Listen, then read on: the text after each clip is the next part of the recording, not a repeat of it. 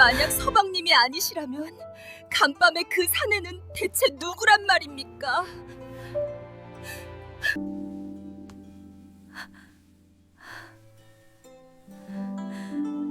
에이 이놈, 당장 그 죄를 실토하지 못할까? 그녀의 끔찍한 귀신이 지금 네 등 뒤에서 널 노려보고 있거늘.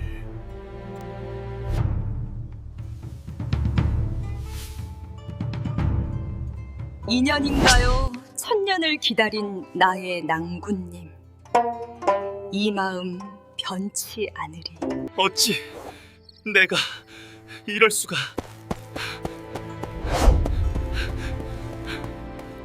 단 한 줄의 시구가 화려한 첫날 밤을 끔찍한 지옥으로 바꿀 수 있을까? 자존심 강한 신부, 정의연의 시험에 깊은 수치심을 느낀 신랑 조도진. 그는 도망치듯 찾아간 서당에서 첫날 밤의 은밀한 비밀을 어리석게 누설하고 만다. 그 한심하고 순진한 고백은 어둠 속에 웅크린 탐욕스러운 악귀를 깨웠다. 남편을 가장하여 굳게 닫힌 신방에 스며든 짐승의 더러운 손길이 애타게 낭군을 기다리던 순결한 신부를 무참히 유린한다. 새벽이 밝고 마주한 끔찍한 진실, 허공에 매달린 새하얀 명주 수건은 과연 누구의 피눈물을 요구하며 처절하게 흔들리고 있는가? 안녕하세요, 여러분. 마음을 쉬어가고 싶은 순간, 이야기로 위로받고 싶은 시간에 세월을 찾아주셔서 진심으로 감사합니다. 구독과 좋아요는 채널시키는 큰 힘이 됩니다. 여러분의 알을 따뜻하게 채워드리겠습니다. 편안한 마음으로 함께 이야기에 빠져보세요. 어스름한 달빛이 기와 지붕 위로 차갑게 내려앉는 깊은 밤이었다. 조도진과 정의연의 혼례는 마을 사람들의 축복 속에 화려하게 치러졌으나 신방의 공기는 묘하게 가라앉아 있었다. 붉은 초롱이 바람에 흔들리며 벽면에 어지러운 그림자를 만들어내고 향기로운 매화 향이 방안을 가득 채웠다. 도진은 평범한 선비로 학문이 깊지 못했으나 신부인 희연은 어릴 적부터 총명함으로 인근에 소문이 자자한 여인이었다. 두 사람의 만남은 양가의 맺음으로 이루어졌으나 신부의 마음속에는 남편이 자신보다 학식과 기품이 뛰어나기를 바라는 드높은 자존심이 굳건하게 깊이 자리하고 있었다. 도진은 떨리는 손으로 조심스럽게 다가가 신부의 화려한 족두리를 벗겨주며 마른 침을 삼켰다. 사모간대를 벗고 합한 줄을 나누려던 찰나 신부가 벼랑간 차가운 목소리로 낭군을 막아세우며 단호하게 입을 열었다. 서방님, 비록 우리가 양가의 언약으로 부부의 연을 맺었으나 저는 평범하고 속된 필부와 이 거룩한 첫날 밤을 허투루 보내고 싶지 않사옵니다. 첩은 어려서부터 사서삼경을 읽고 글 공부를 게을리하지 않았으니 마땅히 저의 낭군 되실 분은 저보다 뛰어난 학식을 갖추어야 할 것입니다. 오늘 밤 제가 글귀 하나를 내어드릴 터이니 서방님께서 이를 멋지게 대구로 받아치신다면 기꺼이 이 한 몸을 바쳐 지엄이의 도리를 다하겠나이다. 만약 대구를 맞추지 못하신다면 부디 당장 동침할 생각은 거두시고 서책을 더 가까이 하시어 훗날을 기약하시옵소서. 갑작스러운 신부의 당돌한 제안에 도진은 내심 크게 당황하였으나 겉으로는 허허 웃으며 아내의 귀여운 투정쯤으로 가볍게 넘기려 하였다. 그는 아내가 어릴 적부터 영특하다는 소문을 듣기는 하였으나 규방 여인의 학문이 깊어봐야 선비인 자신에게 미치지는 못할 것이라는 얕은 오만함을 품고 있었다. 오냐 부인께서 정원하신다면 기꺼이 그 시문 노름에 장단을 맞추어 드리지요. 어서 그 문제에 글귀를 내어보시구려. 내 단숨에 멋진 대구를 읊어 부인의 그 콧대를 보기 좋게 꺾어주고 이 아름다운 밤을 기쁘게 맞이할 것이오. 도진은 여유로운 척 미소를 지으며 무릎을 치고 자신만만하게 아내의 다음 말을 기다렸다. 희연은 남편의 그 섣부른 자신감을 꿰뚫어보듯 서늘하면서도 아름다운 미소를 입가에 살짝 머금고는 붉은 촛불을 지그시 응시하며 낭낭하고 맑은 목소리로 글귀를 읊조리기 시작했다. 점등 등각 각공서라 하였습니다. 등불을 켜고 누각에 오르니 누각의 모든 이가 다 함께 글 공부를 하는구나 라는 깊은 뜻이옵니다. 자, 서방님, 이제 이 출구에 어울리는 완벽한 대구를 제게 들려주시어 서방님의 그 오묘하고 깊은 학문의 경지를 명백히 밝혀주시옵소서.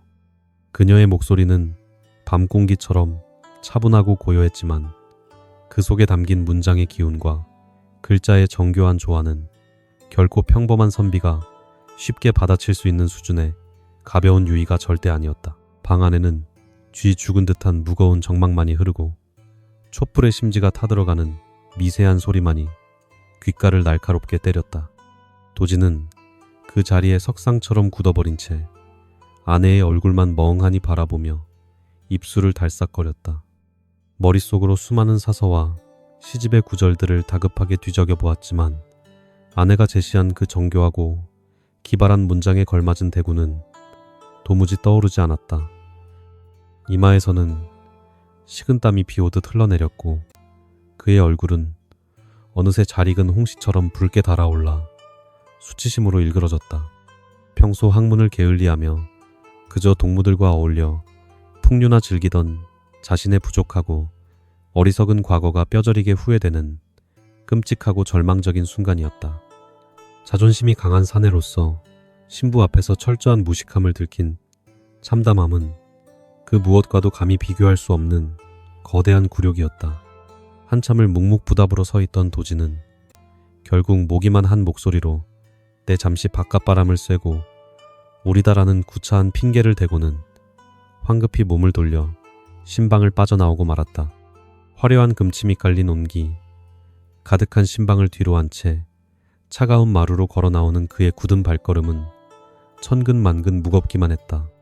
당장이라도 쥐구멍에 숨고 싶은 비참한 심정이었으나 이 깊은 밤에 갈 곳조차 마땅치 않아 그저 멍하니 사랑채의 빈 의자에 털썩 주저앉아 어두운 허공만을 허망하게 바라볼 뿐이었다. 사랑채에는 희미한 백랍 촛불만이 쓸쓸하게 타오르고 있었고 방 안은 온통 무거운 침묵과 서늘한 밤 공기로 가득 차 있었다. 도진이 허탈한 표정으로 멍하니 천장과 벽면을 응시하고 있을 때 그의 시선 끝에 석가래를 타고 내려오는 작은 벌레 2마리가 들어왔다. 암컷으로 보이는 벌레가 앞서 도망을 치면 수컷으로 보이는 벌레가 애처로운 소리를 내며 그 뒤를 바짝 쫓아가는 우스꽝스러운 광경이었다. 수컷이 거리를 좁히며 다가가려 할 때마다 암컷은 냉정하게 몸을 피하며 밀어내기를 거듭했다. 그 하찮은 미물들에 쫓고 쫓기는 헛된 구애의 몸짓이 마치 신방에서 쫓겨난 자신의 비참한 처지를 조롱하는 것만 같아 도지는 입술을 꽉 깨물었다. 이대로 날이 밝을 때까지 뜬 눈으로 사랑채에서 밤을 지새운다면 내일 아침 집안 어르신들과 하인들에게 이 참담한 몰골을 어찌 변명한단 말인가. 아직 혼례의 기쁨이 채 가시지도 않은 잔칫날 밤에 소박을 맞고 쫓겨난 신랑이라니 이는 가문의 크나큰 망신이자 평생 씻을 수 없는 조롱거리가 될 것이 분명했다. 생각이 이에 미치자 도지는 차라리 집을 떠나 아무도 없는 곳으로 잠시 피하는 편이 낫겠다고 판단했다. 그는 신방 쪽을 원망스럽게 한번 뒤돌아보고는 굳게 결심한 듯 자리에서 벌떡 일어났다. 그리고는 조심스럽게 살인문을 열고 살을 에이는 듯한 매서운 겨울밤의 어둠 속으로 도망치듯 빠르게 몸을 던졌다. 한편 도진이 방을 나간 후 홀로 남겨진 희연은 침상에 단정히 앉아 낭군이 진정하고 다시 돌아오기만을 초조하게 기다리고 있었다. 그녀는 남편의 부족한 학문을 탓하려는 악의가 있었던 것이 아니라 그저 첫날 밤의 긴장을 풀고 가벼운 문장 노름으로 부부간의 정을 돈독히 다지고자 했던 순수한 장난일 뿐이었다. 조금 얄밉게 굴기는 하였으나 속 좁은 사내가 아니라면 이내 허허 웃으며 돌아와 부드러운 말로 자신을 달래주리라 굳게 믿어 의심치 않았다. 그러나 촛불이 절반이나 타들어가고 창호지 밖으로 밤새의 스산한 울음소리가 들려오도록 방문은 굳게 닫힌 채 야속하게도 아무런 기척조차 들려오지 않았다. 불길한 예감에 사로잡힌 희연은 조심스럽게 자리에서 일어나 살며시 방문을 열고 어두운 사랑채 쪽을 숨죽여 내다보았다. 차갑고 매서운 겨울바람만이 텅 빈 뜰을 거칠게 휩쓸고 지나갈 뿐 도진의 흔적이나 그림자는 그 어디에서도 전혀 찾아볼 수 없었으며 삐걱거리는 대문 소리만이 그의 완전한 부재를 차갑게 증명하고 있었다. 내가 너무 심한 농을 던져 서방님의 그 드높은 자존심에 깊고 지울 수 없는 상처를 입힌 것은 아닐까 하는 뼈저린 후회가 거대한 파도처럼 밀려와 가슴을 세차게 때렸다. 진정 분노하여 이 야심한 밤에 홀로 집을 나가신 것이라면 도대체 어찌해야 한단 말인가. 희연은 당황스러운 마음에 치맛자락을 움켜쥐었다. 지금이라도 당장 하인들을 깨워 횃불을 밝히고 서방님을 찾아오라 명해야 할지 수백 번을 고민하였으나 그리하면 사태만 더욱 커질 뿐이었다. 가뜩이나 학문 문제로 수치심을 느끼고 도망친 낭군을 온 집안 사람들이 알게끔 소란을 피우며 잡아온다면 그의 남은 자존심마저 완전히 짓밟는 무례한 처사가 될 것이 자명했다. 영특한 여인이었던 희연은 결국 스스로를 다독이며 시간이 지나면 낭군께서도 나의 본심이 그저 가벼운 장난이었음을 필히 깨닫고 날이 밝기 전에 조용히 돌아오실 것이라 굳게 믿기로 결심했다. 그녀는 서방님이 언제든 방으로 쉽게 들어오실 수 있도록 방문의 빗장을 살짝 열어둔 채 무거운 발걸음으로 침상에 누웠다. 방안을 밝히던 마지막 촛불을 입김으로 훅 불어 끄자 신방은 이내 칠흑 같은 깊은 어둠 속으로 완전히 잠겨버렸고 밤바람만이 열린 문틈으로 파고들었다. 희연은 두 눈을 꼭 감은 채 서방님의 다정한 목소리가 다시 귓가에 들려오기만을 간절히 기도하며 불안한 마음을 억누르고 애써 잠을 청하려 노력했다. 그러나 그녀는 꿈에도 알지 못했다. 서방님을 배려하는 마음에서 살짝 열어둔 그 작은 문틈이 훗날 돌이킬 수 없는 끔찍한 비극의 씨앗을 불러들이는 끔찍한 통로가 될 줄은 말이다. 어리석은 오해와 얄개진 운명의 수레바퀴는 그 잔인한 밤의 어둠 속에서 이미 서서히 돌아가기 시작하고 있었다. 어두운 밤거리를 정처 없이 헤매던 조도진의 무거운 발걸음은 자신도 모르게 평소 익숙한 서당 쪽으로 천천히 향하고 있었다. 뼛속까지 스며드는 매서운 겨울바람이 그의 얇은 도포자락을 사정없이 파고들었지만 마음속에서 불타오르는 부끄러움과 참담함은 그 차가운 추위조차 완전히 잊게 만들었다. 첫날 밤에 신부에게 무식함을 들켜 쫓겨난 비참한 신세가 되어버렸으니 당장 집으로 다시 돌아갈 면목도 도무지 없었고 그렇다고 이 깊은 밤에 낯선 객주를 찾을 수도 없는 처량한 노릇이었다. 향교에 부속된 이 작은 서당은 마을 사람들이 정성을 모아 건립한 곳으로 평소에도 학동들이 늦은 밤까지 남아 글 공부를 하거나 때로는 숙식을 해결하기도 하는 넉넉하고 따뜻한 공간이었다. 도진이 굳게 닫힌 서당의 낡은 살인문을 조심스럽게 열고 안으로 들어섰을 때는 이미 자정을 훌쩍 넘긴 늦은 시각이었다. 그러나 놀랍게도 서당 안채에는 아직도 희미한 호롱불이 여럿 밝혀져 있었고 몇몇 동문 수학하는 벗들이 잠을 잊은 채 책상머리에 앉아 경전을 읽고 있었다. 문이 열리는 삐걱거리는 소리에 일제히 고개를 돌린 선비들은 혼례를 치르고 신방에 있어야 할 새신랑이 핏기가 가신 창백한 얼굴로 서 있는 것을 보고는 소스라치게 놀라며 자리에서 벌떡 일어났다. 이복의 도진이 자네가 대체 이 야심한 밤에 어찌하여 여길 다 온 것인가 라며 믿을 수 없다는 듯이 눈을 동그랗게 뜨고 그에게 우르르 몰려들었다. 갑작스러운 벗들의 열띤 질문. 공세의 도진은 당황하여 한동안 아무런 대답도 하지 못한 채 그저 바닥만 멍하니 내려다보았다. 벗들은 서둘러 그를 따뜻한 아랫목으로 이끌어 앉히고는 온몸을 녹일 수 있도록 따끈한 차 한 잔을 급히 내어주며 자초지종을 캐물었다. 본래 성정이 순박하고 거짓을 꾸밀 줄 모르는 도진은 동문들의 다정한 위로와 걱정, 어린 시선에 그만 굳게 닫혀있던 마음의 빗장을 스르르 풀고 말았다. 그는 깊은 한숨을 내쉬며 새색시가 신방에서 느닷없이 어려운 시구를 내어주며 자신의 얄팍한 학문을 시험하려 들었던 그 수치스럽고 기막힌 전말을 숨김없이 모두 털어놓기 시작했다. 내 처가 내어놓은 그 빌어먹을 시구가 바로 점등등각 각공서라는 구절이었네. 등불을 켜고 누각에 오르니 누각의 모든 이가 다 함께 글공부를 한다는 뜻이라는데, 내 아무리 머리를 쥐어짜내어 궁리해 보아도 도무지 그에 걸맞은 그럴싸한 대구가 떠오르지 않더란 말이네. 그래서 내 그 수치심을 견디지 못하고 홀로 야밤에 몰래 도망치듯 이 서당으로 숨어 들어온 것이라네. 도진의 솔직하고도 한심한 고백에 서당 안은 잠시 찬물을 끼얹은 듯 무거운 정적이 감돌더니 이내 선비들 사이에서 작게 탄식하는 소리가 흘러나왔다. 자네들 중에 혹시 명석한 두뇌로 이 까다로운 구절에 완벽하게 짝을 맞출 수 있는 훌륭한 대구를 아는 자가 있는가?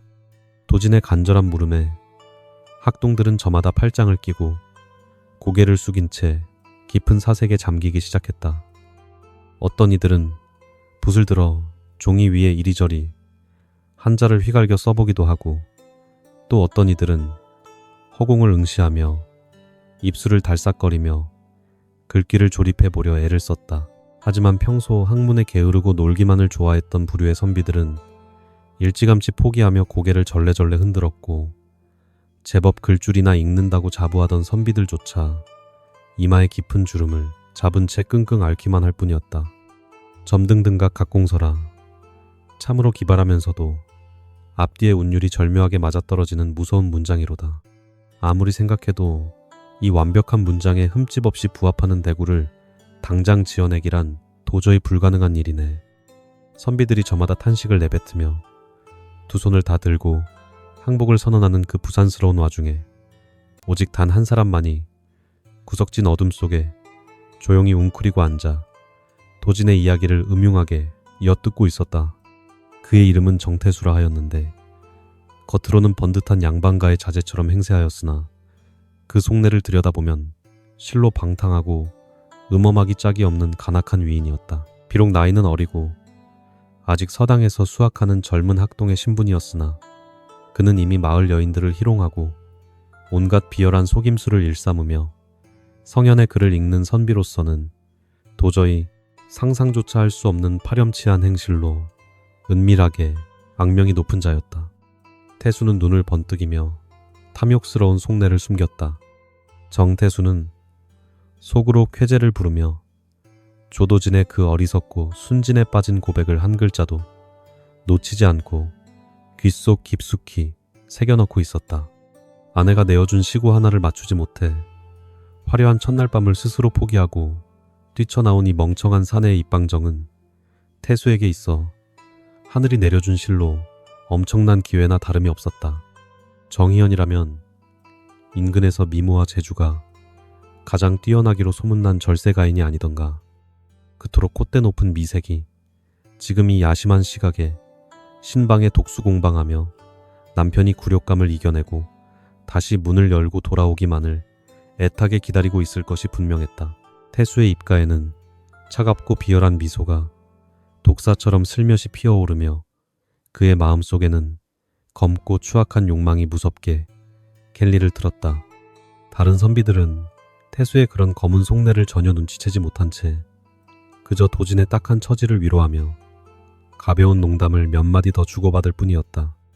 이복의 도진이 오늘 밤은 이미 글렀으니 억지로 대구를 맞추려 애쓰지 말고 그저 우리와 함께 이 낡고 비좁은 서당에서 나마 편히 자고 내일 아침 일찍 들어가서 다시 처가에 싹싹 빌어보게나.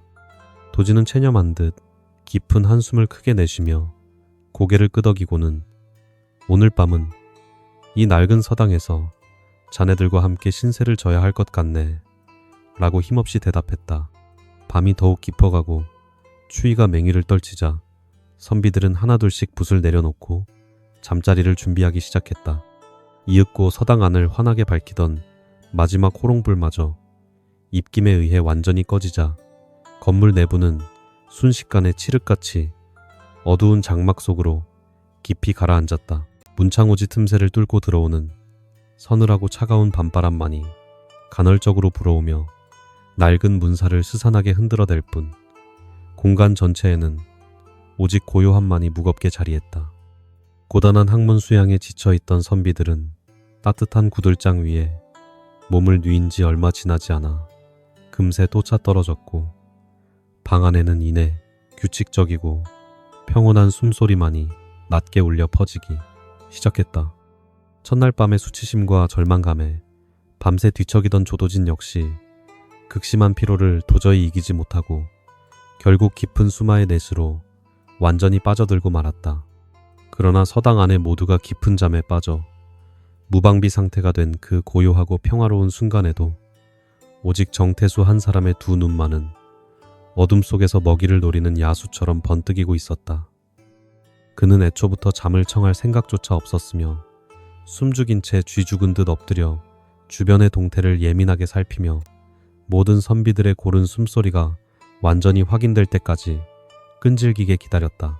모두가 깊은 꿈속을 헤매며 누구도 깨어나지 않을 것이라는 확신이 들자 그는 조심스럽게 이불을 걷어내고 뱀처럼 소리 없이 자리에서 일어났다. 정태수의 머릿속에는 오직 아름다운 정희연의 고운 자태와 그녀의 굳게 닫힌 심방을 무참히 유린하겠다는 끔찍하고 더러운 욕망만이 가득 차오르고 있었다. 정태수는 자신의 신분을 감추기 위해 짙은 먹색의 두루마기를 겹쳐 입고는 학동들이 누워있는 잠자리를 조심스럽게 피해 까치발을 들고 방문을 향해 다가갔다. 그는 오랫동안 수많은 악행을 저지르며 단련된 솜씨답게 문풍지 하나 흔들리지 않을 만큼 가볍고 날렵한 동작으로 살인문을 열고 차가운 밤 공기 속으로 부드럽게 빠져나갔다.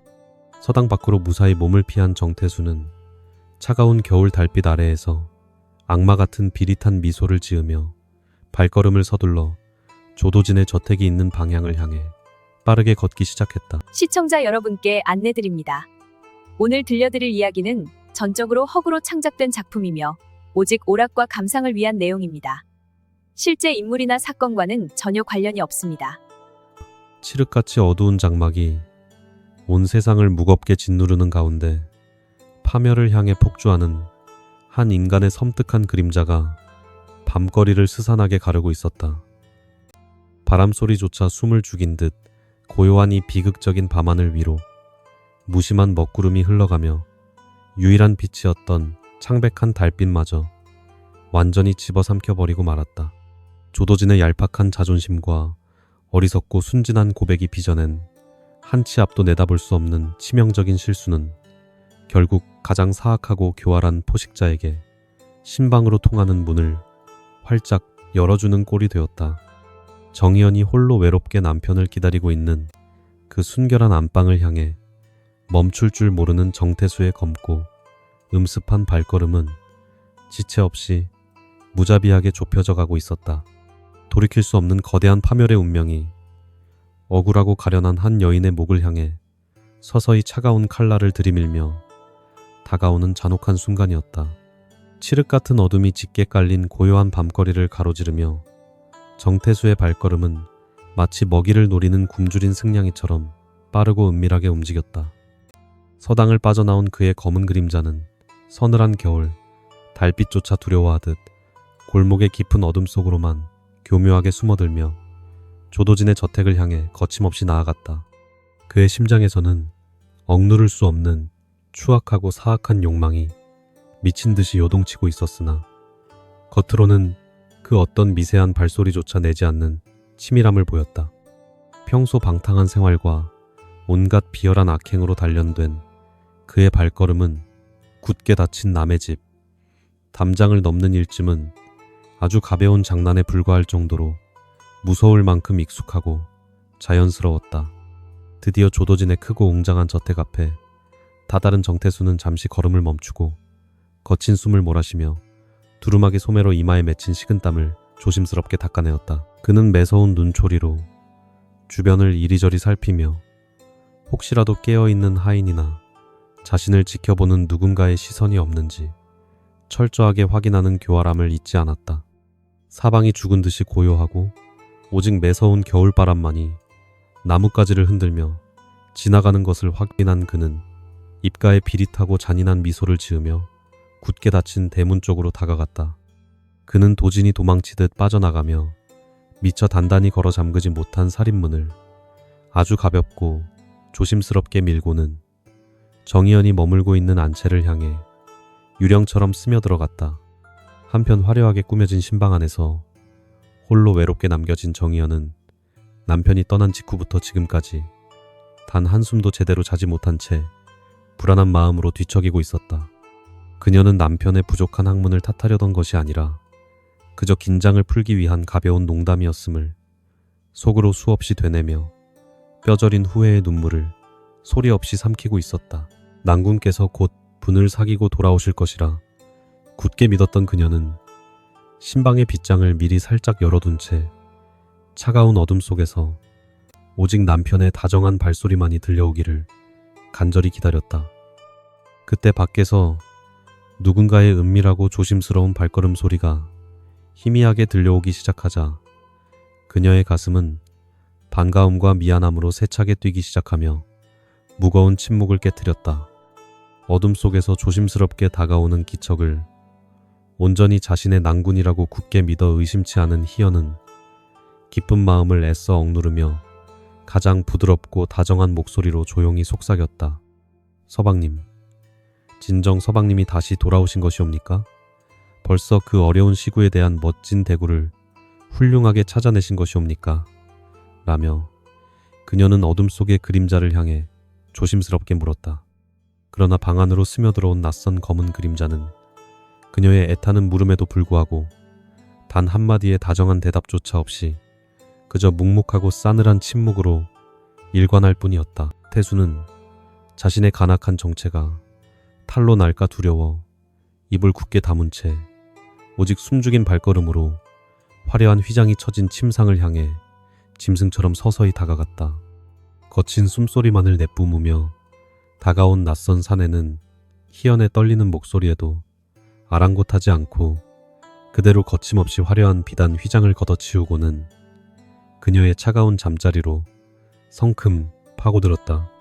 아무런 말도 없이 무작정 침상으로 뛰어드는 사내의 거칠고 무례한 행동에 희연은 내심 크게 당황하였으나 애써 침착함을 유지하며 더 이상 아무런 질문도 하지 않기로 결심했다. 그녀는 난군께서 필시 그 어려운 대구를 끝내 맞추지 못한 자신의 부족함을 몹시 부끄러워하여 차마 입을 열지 못하고 저리 무뚝뚝하게 행동하는 것이라 지레짐작하고 말았다. 행여 자신이 한 번 더 캐물어 남편의 그 알량한 자존심에 더 큰 상처를 입히게 될까 몹시 두려웠던 그녀는 그저 순종적인 자세로 침묵을 지킬 뿐이었다. 자신의 정체가 들통나지 않았다는 사실에 안도한 정태수는 어둠을 완벽한 방패 삼아 남편의 행세를 하며 순결하고 고결한 정희연의 몸을 무자비하게 유린하기 시작했다. 어둠 속에서 오가는 거친 숨결과 낯선 채취의 희연은 순간적으로 섬뜩하고 묘한 위화감을 느꼈으나 이미 돌이킬 수 없는 상황 속에서 그저 남편이려니 하고 애써 의심을 거두었다. 평생을 규방에서 곱게 자라온 순진한 여인은 이토록 파렴치하고 교활한 거짓말이 빚어낸 끔찍한 비극에 덫에 자신이 완전히 걸려들었음을 꿈에도 전혀 깨닫지 못하고 있었다. 사악한 탐욕에 눈이 먼 비열한 사내의 짐승 같은 욕망은 가장 거룩하고 아름다워야 할 부부의 첫날 밤을 무참히 짓밟고 영원히 지울 수 없는 잔혹한 상처를 남겼다. 매서운 겨울바람이 창호지를 때리며 스산하게 울부짖는 소리만이 깊고 어두운 밤의 비극을 차갑게 외면한 채 밤새도록 끊임없이 이어지며 고요한 방 안의 정막을 채우고 있었다. 촛불조차 모두 꺼져버린 칠흑 같은 어둠 속에서 희연은 오직 난군을 향한 미안함과 애틋한 연민으로 낯선 사내의 거친 품을 묵묵히 견뎌내며 조용히 눈물을 흘려야만 했다. 그녀의 맑고 고운 두 뺨 위로 흘러내리는 뜨거운 눈물은 결코 기쁨이나 환희가 아닌 자신도 모르게 서서히 다가오고 있는 거대한 파멸과 죽음의 그림자를 예고하는 듯했다. 거짓된 사랑에 밀어가 오가는 이 끔찍하고 잔혹한 방 안에는 오직 한 여인의 억울하고도 한맺힌 슬픈 운명만이 소리 없이 차갑게 잉태되고 있을 뿐이었다. 어느덧 길고 참혹했던 밤이 서서히 물러가고 먼 동이 트기 직전 새벽을 알리는 첫 번째 수탉의 울음소리가 차가운 공기를 가르며 고요한 마을에 울려 퍼졌다. 아직 사방이 짙은 어둠에 휩싸여 만물이 깊은 잠에 빠져있는 그 고요하고 이른 새벽, 끔찍한 악행을 저지른 정태수는 이불을 조심스럽게 걷어내고 서둘러 자리에서 일어났다. 그는 밤새 계속된 끔찍한 일장춘몽의 여파로 깊은 잠에 빠져 의식을 잃고 있는 가련한 정의연을 차갑고 무심한 눈빛으로 한번 흘긴 내려다보고는 재빨리 옷매무시를 가다듬었다. 조금이라도 날이 밝아 자신의 추악한 얼굴이 폭로될까 두려웠던 그는 들어올 때와 마찬가지로 단 하나의 미세한 발소리조차 남기지 않고 고양이처럼 날렵하게 방을 빠져나왔다. 신방을 무사히 빠져나온 정태수는 등 뒤로 굳게 닫히는 살인문을 바라보며 마침내 자신의 완벽하고도 사악한 범죄가 성공적으로 끝났음을 확인하고는 비열한 미소를 입가에 가득 머금었다. 뼛속까지 시린 차가운 새벽바람이 그의 이마에 맺힌 식은땀을 서늘하게 식혀주었지만 그의 마음속에는 죄책감 대신 목적을 달성했다는 천박하고 끔찍한 승리감만이 무섭게 끓어오르고 있었다. 그는 마을 사람들의 눈을 완벽하게 피하기 위해 누구의 시선도 닿지 않는 외진 골목길과 나무 그늘만을 골라서 걸으며 서당을 향해 발걸음을 매우 빠르게 재촉했다. 철저하게 남의 눈을 속이고 끔찍한 만행을 저지른 악당의 뒷모습은 새벽의 푸르스름한 안개 속으로 교묘하게 스며들며 짐승의 꼬리처럼 흔적도 없이 완벽하게 사라져버렸다. 정태수가 밤새도록 끔찍한 범행을 저지르고 다시 향교의 낡은 서당으로 은밀하게 돌아왔을 무렵에도 서당 안의 선비들은 여전히 세상 모르고 깊은 잠에 빠져 떠차 떨어져 있었다. 그는 혹시라도 누군가 잠에서 깨어 자신을 의심스러운 눈초리로 지켜보지 않을까 조심스레 방안을 살폈으나 다행히 모두가 코를 골며 단잠에 빠져 있는 상태였다. 조도진 역시 방구석의 새우처럼 웅크린 채 처량한 몰골로 잠들어 있었고 아무것도 모른 채 아내를 빼앗긴 불쌍한 낭군의 모습을 보며 태수는 내심 코웃음을 쳤다. 태수는 자신이 밤새 빠져나갔던 사실을 완벽하게 숨기기 위해 아무 일도 없었던 것처럼 조심스럽게 본래의 잠자리에 파고들어 뻔뻔하게 두 눈을 감고 거짓된 잠을 청했다. 이윽고 창호지 위로 환하고 붉은 아침 햇살이 눈부시게 비쳐들며 길고 길었던 어둠의 장막을 걷어내고 거짓과 기만으로 얼룩진 비극적인 새로운 하루가 마침내 시작되었다. 낡은 서당에서 불편한 밤을 지새운 조도진은 밀려오는 자괴감과 후회 속에서 무거운 눈꺼풀을 힘겹게 들어올리며 아내가 기다리는 자신의 집으로 돌아갈 채비를 서두르기 시작했다. 한편 텅 빈 신방에서 홀로 눈을 뜬 정희연은 밤새 자신의 곁을 지키다 또다시 말없이 흔적도 없이 사라져버린 낭군의 빈자리를 멍하니 바라보며 깊은 상실감에 빠져들었다. 잔혹하고 가혹한 운명의 수레바퀴는 이제 철저하게 짓밟힌 한 여인의 억울한 죽음과 피눈물 나는 비극을 향해 그 서늘하고 무자비한 칼날을 아주 서서히 번뜩이기 시작하고 있었다. 차가운 겨울 아침의 눈부신 햇살이 기와지붕 위로 서서히 피어오르며 짧고도 잔혹했던 지난밤의 어둠을 말끔히 걷어내고 있었다. 낡고 초라한 향교, 부속 서당의 딱딱한 마루에서 불편한 밤을 지새운 조도진은 밀려오는 지독한 자괴감과 뼈저린 후회 속에서 무거운 눈꺼풀을 힘겹게 들어올리며 천천히 자리에서 일어났다. 학문적 부끄러움을 끝내 이기지 못하고 화려한 첫날 밤에 아름다운 신부를 독수공방하게 만든 자신의 옹졸하고 어리석은 처사가 이제 와서 너무나도 한심하게 느껴져 당장 쥐구멍에라도 깊이 숨고 싶은 참담한 심정이었다. 그는 대충 흐트러진 의관을 단정히 정제하고는 굳게 마음을 다잡으며 아내가 홀로 외롭게 기다리고 있을 자신의 집을 향해 무겁고도 조심스러운 발걸음을 옮기기 시작했다. 도진이 잔뜩 긴장한 표정으로 조심스럽게 안채 대문을 열고 신방으로 들어섰을 때 정희연은 이미 단정한 자태로 일어나 경대 앞에서 흐트러진 머리를 빗고 있었다. 밤새 잠을 제대로 이루지 못한 듯 그녀의 고운 얼굴에는 옅은 수심과 피로의 그림자가 짙게 드리워져 있었으나 남편을 원망하는 기색은 전혀 찾아볼 수 없었다. 도진은 차마 아내의 맑은 눈을 똑바로 마주보지 못한 채 바닥만 멍하니 내려다보며 몹시 기어들어가는 목소리로 먼저 조심스럽게 사과의 말을 꺼내기 시작했다. 부인 내 학문이 턱없이 부족하여 그 훌륭한 대구를 도무지 맞출 수가 없어서 부끄러운 마음에 어젯밤 내내 집을 비우고 말았소이다. 내 비록 남편으로서 마땅한 채통을 지키지 못하고 참으로 어리석은 짓을 저질렀으나 부디 너그러운 마음으로 지아비의 부족한 허물을 덮어주시오.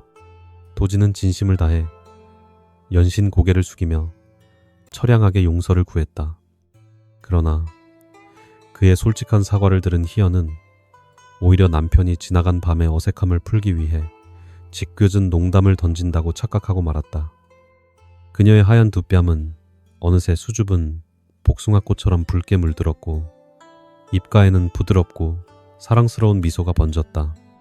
서방님도 참으로 지켜주시옵니다. 간밤에 내내 제 곁에 머물며 그토록 다정하게 깊은 정을 나누어 주시고는 어찌하여 이제 와서 밤새 집을 비웠다며 이리 실없는 거짓말을 하시는 것이옵니까? 아내의 느닷없는 애교 섞인 핀잔의 도지는 두 눈을 휘둥그레 뜨며 당황한 기색을 전혀 감추지 못했다.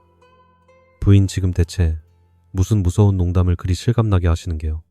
나는 간밤에 너무나도 부끄러워 대문을 나선 직후 곧장 마을 향교 부속 서당으로 달려갔소이다.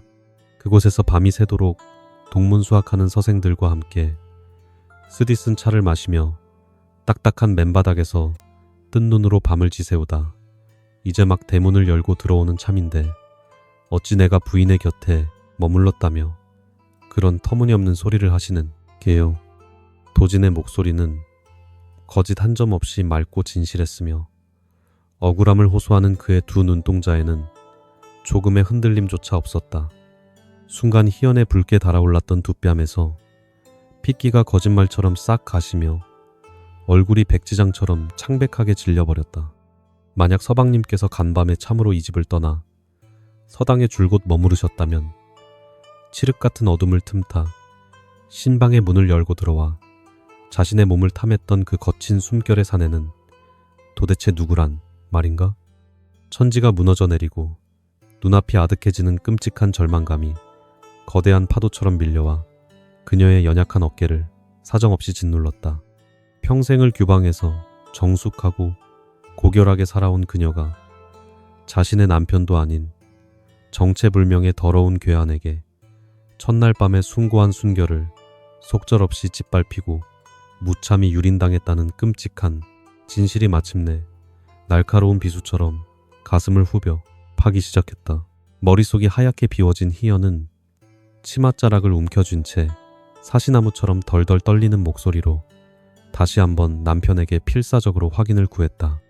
서방님, 부디 제게 단 한치의 거짓도 없이 솔직하게 진실만을 말씀해 주시옵소서. 어젯밤 이 신방에 단 한 걸음이라도 진정 발을 들여놓으신 적이 결단코 없으시옵니까? 아내의 비정상적인 떨림과 창백한 안색의 도지는 사태의 심각성을 직감하고 정색을 하며 강하게 손사래를 쳤다. 내 하늘을 우러러보고 조상님들의 신위 앞에서 단언컨대 어젯밤 대문을 나선 이후로 아침 해가 뜰 때까지 이 집 문턱을 단 한 번도 넘어온 적이 결코 없소이다. 도진의 단호한 대답은 사형선고와도 같았다. 도진의 입에서 나온 그 단호하고 무자비한 확언을 듣는 순간 희연은 숨이 턱 막히며 그 자리에 쓰러질 듯이 비틀거렸다. 그녀의 영혼은 이미 산산조각이 나버렸고 심장은 차가운 얼음물에 깊이 잠긴 듯 잔인하게 얼어붙어 버렸다. 평생을 목숨처럼 소중하게 지켜온 여인의 숭고한 정조가 자신의 어리석고 가벼운 입방정 때문에 불과 하룻밤 사이에 가장 더럽고 추악한 방식으로 철저하게 짓밟혀버린 것이다. 이름조차 알지 못하는 교활하고 더러운 짐승 같은 자에게 유린당한 자신의 육신이 이제는 구더기가 들끓는 시궁창보다도 훨씬 더 역겹고 추악하게 느껴져 당장이라도 살갗을 모두 도려내고 싶은 무서운 충동이 일었다. 그녀의 머릿속에는 당장 남편에게 지난밤의 그 끔찍했던 수모와 참상을 눈물로 낱낱이 고백하고 싶은 강렬한 충동이 소용돌이쳤으나 이내 차갑고 이성적인 현실이 그녀의 입을 굳게 틀어막았다. 자신이 외간 남자에게 속수무책으로 겁탈당했다는 충격적인 사실을 있는 그대로 털어놓는다면 자존심이 강한 남편이 과연 이 거대한 치욕을 온전히 감당할 수 있을 것인가. 행여나 남편이 분노하여 범인을 잡겠다고 관아에 고발하고 온 동네에 소문을 낸다면 뼈대 있는 양반 가문은 평생 씻을 수 없는 더러운 오물과 조롱을 뒤집어 쓰게 될 것이 자명했다. 그녀는 터져나오는 비통한 울음을 억누르며 입술을 피가 나도록 꽉 깨물었다. 또한 지난밤에 그 파렴치하고 교활한 괴한이 훗날 다시 은밀하게 찾아와 이 더러운 비밀을 미끼로 자신을 끊임없이 협박하고 겁박하며 추악한 요구를 이어간다면 그 끔찍한 고통을 어찌 다 견뎌낼 수 있겠는가. 진실을 밝히자니 남편과 가문의 명예가 영원히 진흙탕에 처박히고 끝끝내 숨기자니 짐승 같은 범인의 더러운 놀이개로 평생을 전락할지도 모르는 진퇴양난의 지옥에 완전히 방개선에 빈장겠습니다. 갇혀버린 것이다. 참으로 가혹하고 무자비한 운명의 장난 앞에 그녀가 선택할 수 있는 유일한 길은 오직 하나뿐이었다. 그녀는 찢어지는 가슴을 부여잡고 남편 앞에서는 아무런 일도 없었던 것처럼 끝까지 평정심을 유지하기로 비장하게 결심했다. 뼈를 깎는 듯한 고통을 억누르며 간신히 호흡을 가다듬은 희연은 이내 서늘할 정도로 몹시 차갑고 무표정한 얼굴로 돌변하여 남편을 매섭게 쏘아보았다. 서방님께서 제게 하신 말씀이 참으로 한치의 거짓도 없는 진실이라면 우리의 얄굼은 부부연은 오늘 이 시간부로 영원히 끝이 난 것이옵니다. 첫날 밤에 지엄이를 무참히 버려두고 홀로 서당으로 비겁하게 도망친 무책임하고 옹졸한 낭군을 저는 평생토록 지아비로 굳게 섬길 마음이 추호도 없사옵니다. 부디 저를 깨끗하게 잊으시고 앞으로는 향교에서 오직 학문에만 전념하시어 그 알량하고 모자란 지식이나마 부지런히 채우시길 간절히 바라옵니다. 그녀의 목소리는 얼음장처럼 몹시 차갑고 날카로웠다. 평소 자존심이 드높았던 아내가 자신이 지은 죄에 대해 크게 실망하고 극도로 분노하여 내뱉는 매몰찬 원망의 말이라고만 순진하게 생각한 도지는 그저 죄인처럼 고개만 푹 숙일 뿐이었다. 그는 아내의 그 차갑고 날카로운 말들이 이승에서의 마지막을 준비하는 처절한 연결의 인사라는 사실을 꿈에도 알아차리지 못할 만큼 지독히도 무지하고 둔감한 사내였다. 부인의 뜻이 정 그러하시다면 내 당분간은 처가의 발걸음을 끊고 향교에 머물며 스스로 뼈를 깎는 반성의 시간을 가지도록 하겠소. 도지는 깊은 한숨을 내쉬며 쓸쓸하게 방을 나섰고 닫히는 문틈 사이로 희연의 핏발선 두 눈에서 마침내 뜨거운 핏물 같은 눈물이 주르륵 흘러내렸다. 남편의 거북하고 무거운 발걸음 소리가 마당을 지나 완전히 멀어지자 굳게 닫힌 신방 안에는 오직 숨막히는 죽음의 정막만이 가라앉았다. 눈부시게 밝아오는 찬란한 아침 햇살이 창호지를 투과하여 방 안의 화려한 병풍과 붉은 비단 금침을 아름답게 비추었으나 희연의 눈에는 그 모든 것이 자신을 조롱하는 끔찍한 지옥의 장식품처럼 보였다. 수치와 모멸감으로 만신창이가 된 육신을 이끌고 더 이상은 단 하루도 하늘을 우러러보며 온전한 사람으로 살아갈 자신이 없었던 그녀의 시선은 천천히 방구석에 놓인 질기고 흰 명주 수건으로 서서히 향하고 있었다. 찬란하게 밝아오는 야속한 조선의 아침은 세상에서 가장 슬프고 참혹한 비극의 완성을 향해 무심하게 흘러가고 있었다. 조도진의 발걸음 소리가 완전히 멀어지고 정막이 내려앉은 텅 빈 신방에서 정희연은 창백한 얼굴을 두 손으로 감싸준 채 소리 없는 통곡을 삼켰다. 평생 맑고 깨끗하게 지켜온 여인의 고결한 정조가 하룻밤 사이에 그토록 무참하게 짓밟혔다는 사실은 그녀의 이성을 철저하게 붕괴시키고 영혼마저 갈갈이 찢어놓았다. 누구인지 짐작조차 할 수 없는 파렴치한 괴한의 더러운 손길이 자신의 순결한 육신을 유린했다는 끔찍한 기억이 살갗을 뚫고 파고드는 듯한 지독한 역겨움에 몸서리를 쳤다. 이제는 그 어떤 맑은 물로 씻어낸다. 한들 몸에 묻은 이 더럽고 추악한 오욕의 흔적을 영원히 지울 수는 없으리라는 절망감이 그녀를 사로잡았다. 이 끔찍하고 참담한 수모를 난군에게 눈물로 고하고 관아에 알려 범인을 색출해야 마땅할 것이나 자존심이 드높은 양반 가문에서 감당해야 할 치욕은 상상을 초월할 것이었다. 평생을 손가락질 받으며 가문의 명예에 먹칠을 하는 것은 물론이거니와 무지하고 옹졸한 서방님이 이토록 엄청난 사태를 온전한 정신으로 감당해낼 수 있을지도 미지수였다.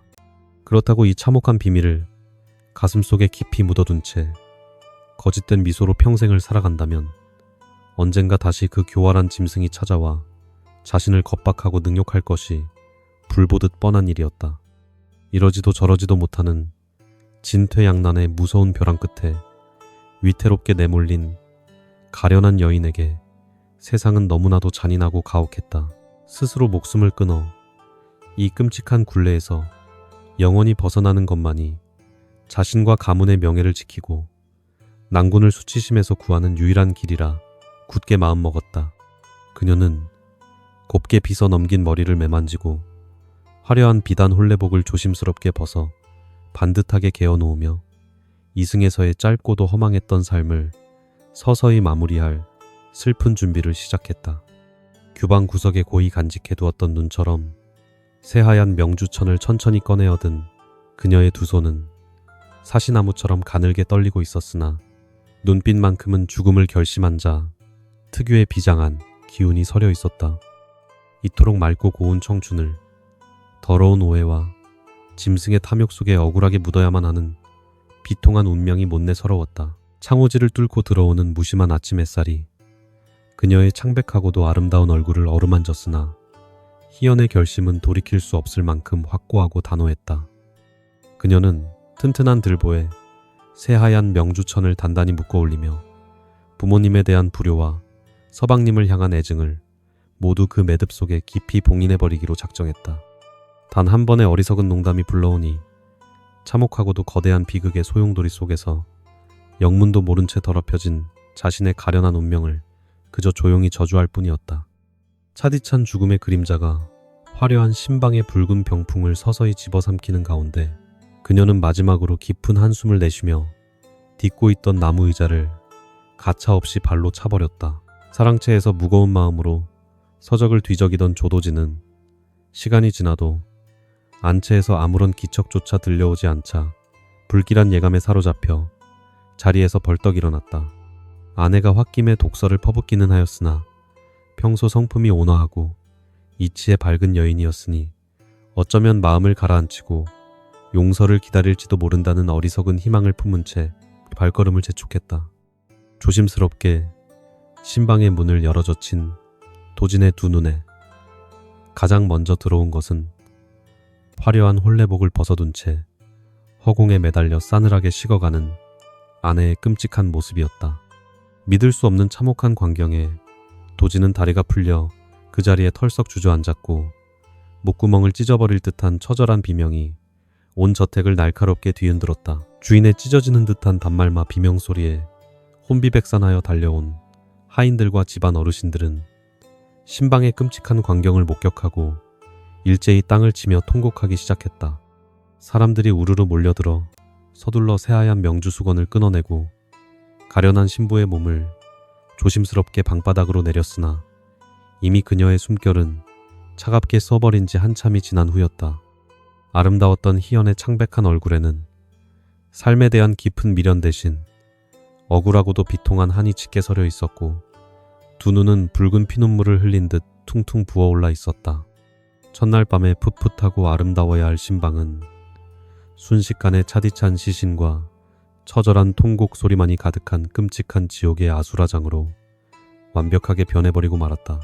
조도진은 차갑게 굳어버린 아내의 시신을 부둥켜 안고 자신의 옹졸함과 어리석음을 뼈저리게 원망하며 짐승처럼 울부짖었으나 엎질러진 물을 다시 주워 담을 수는 없는 노릇이었다.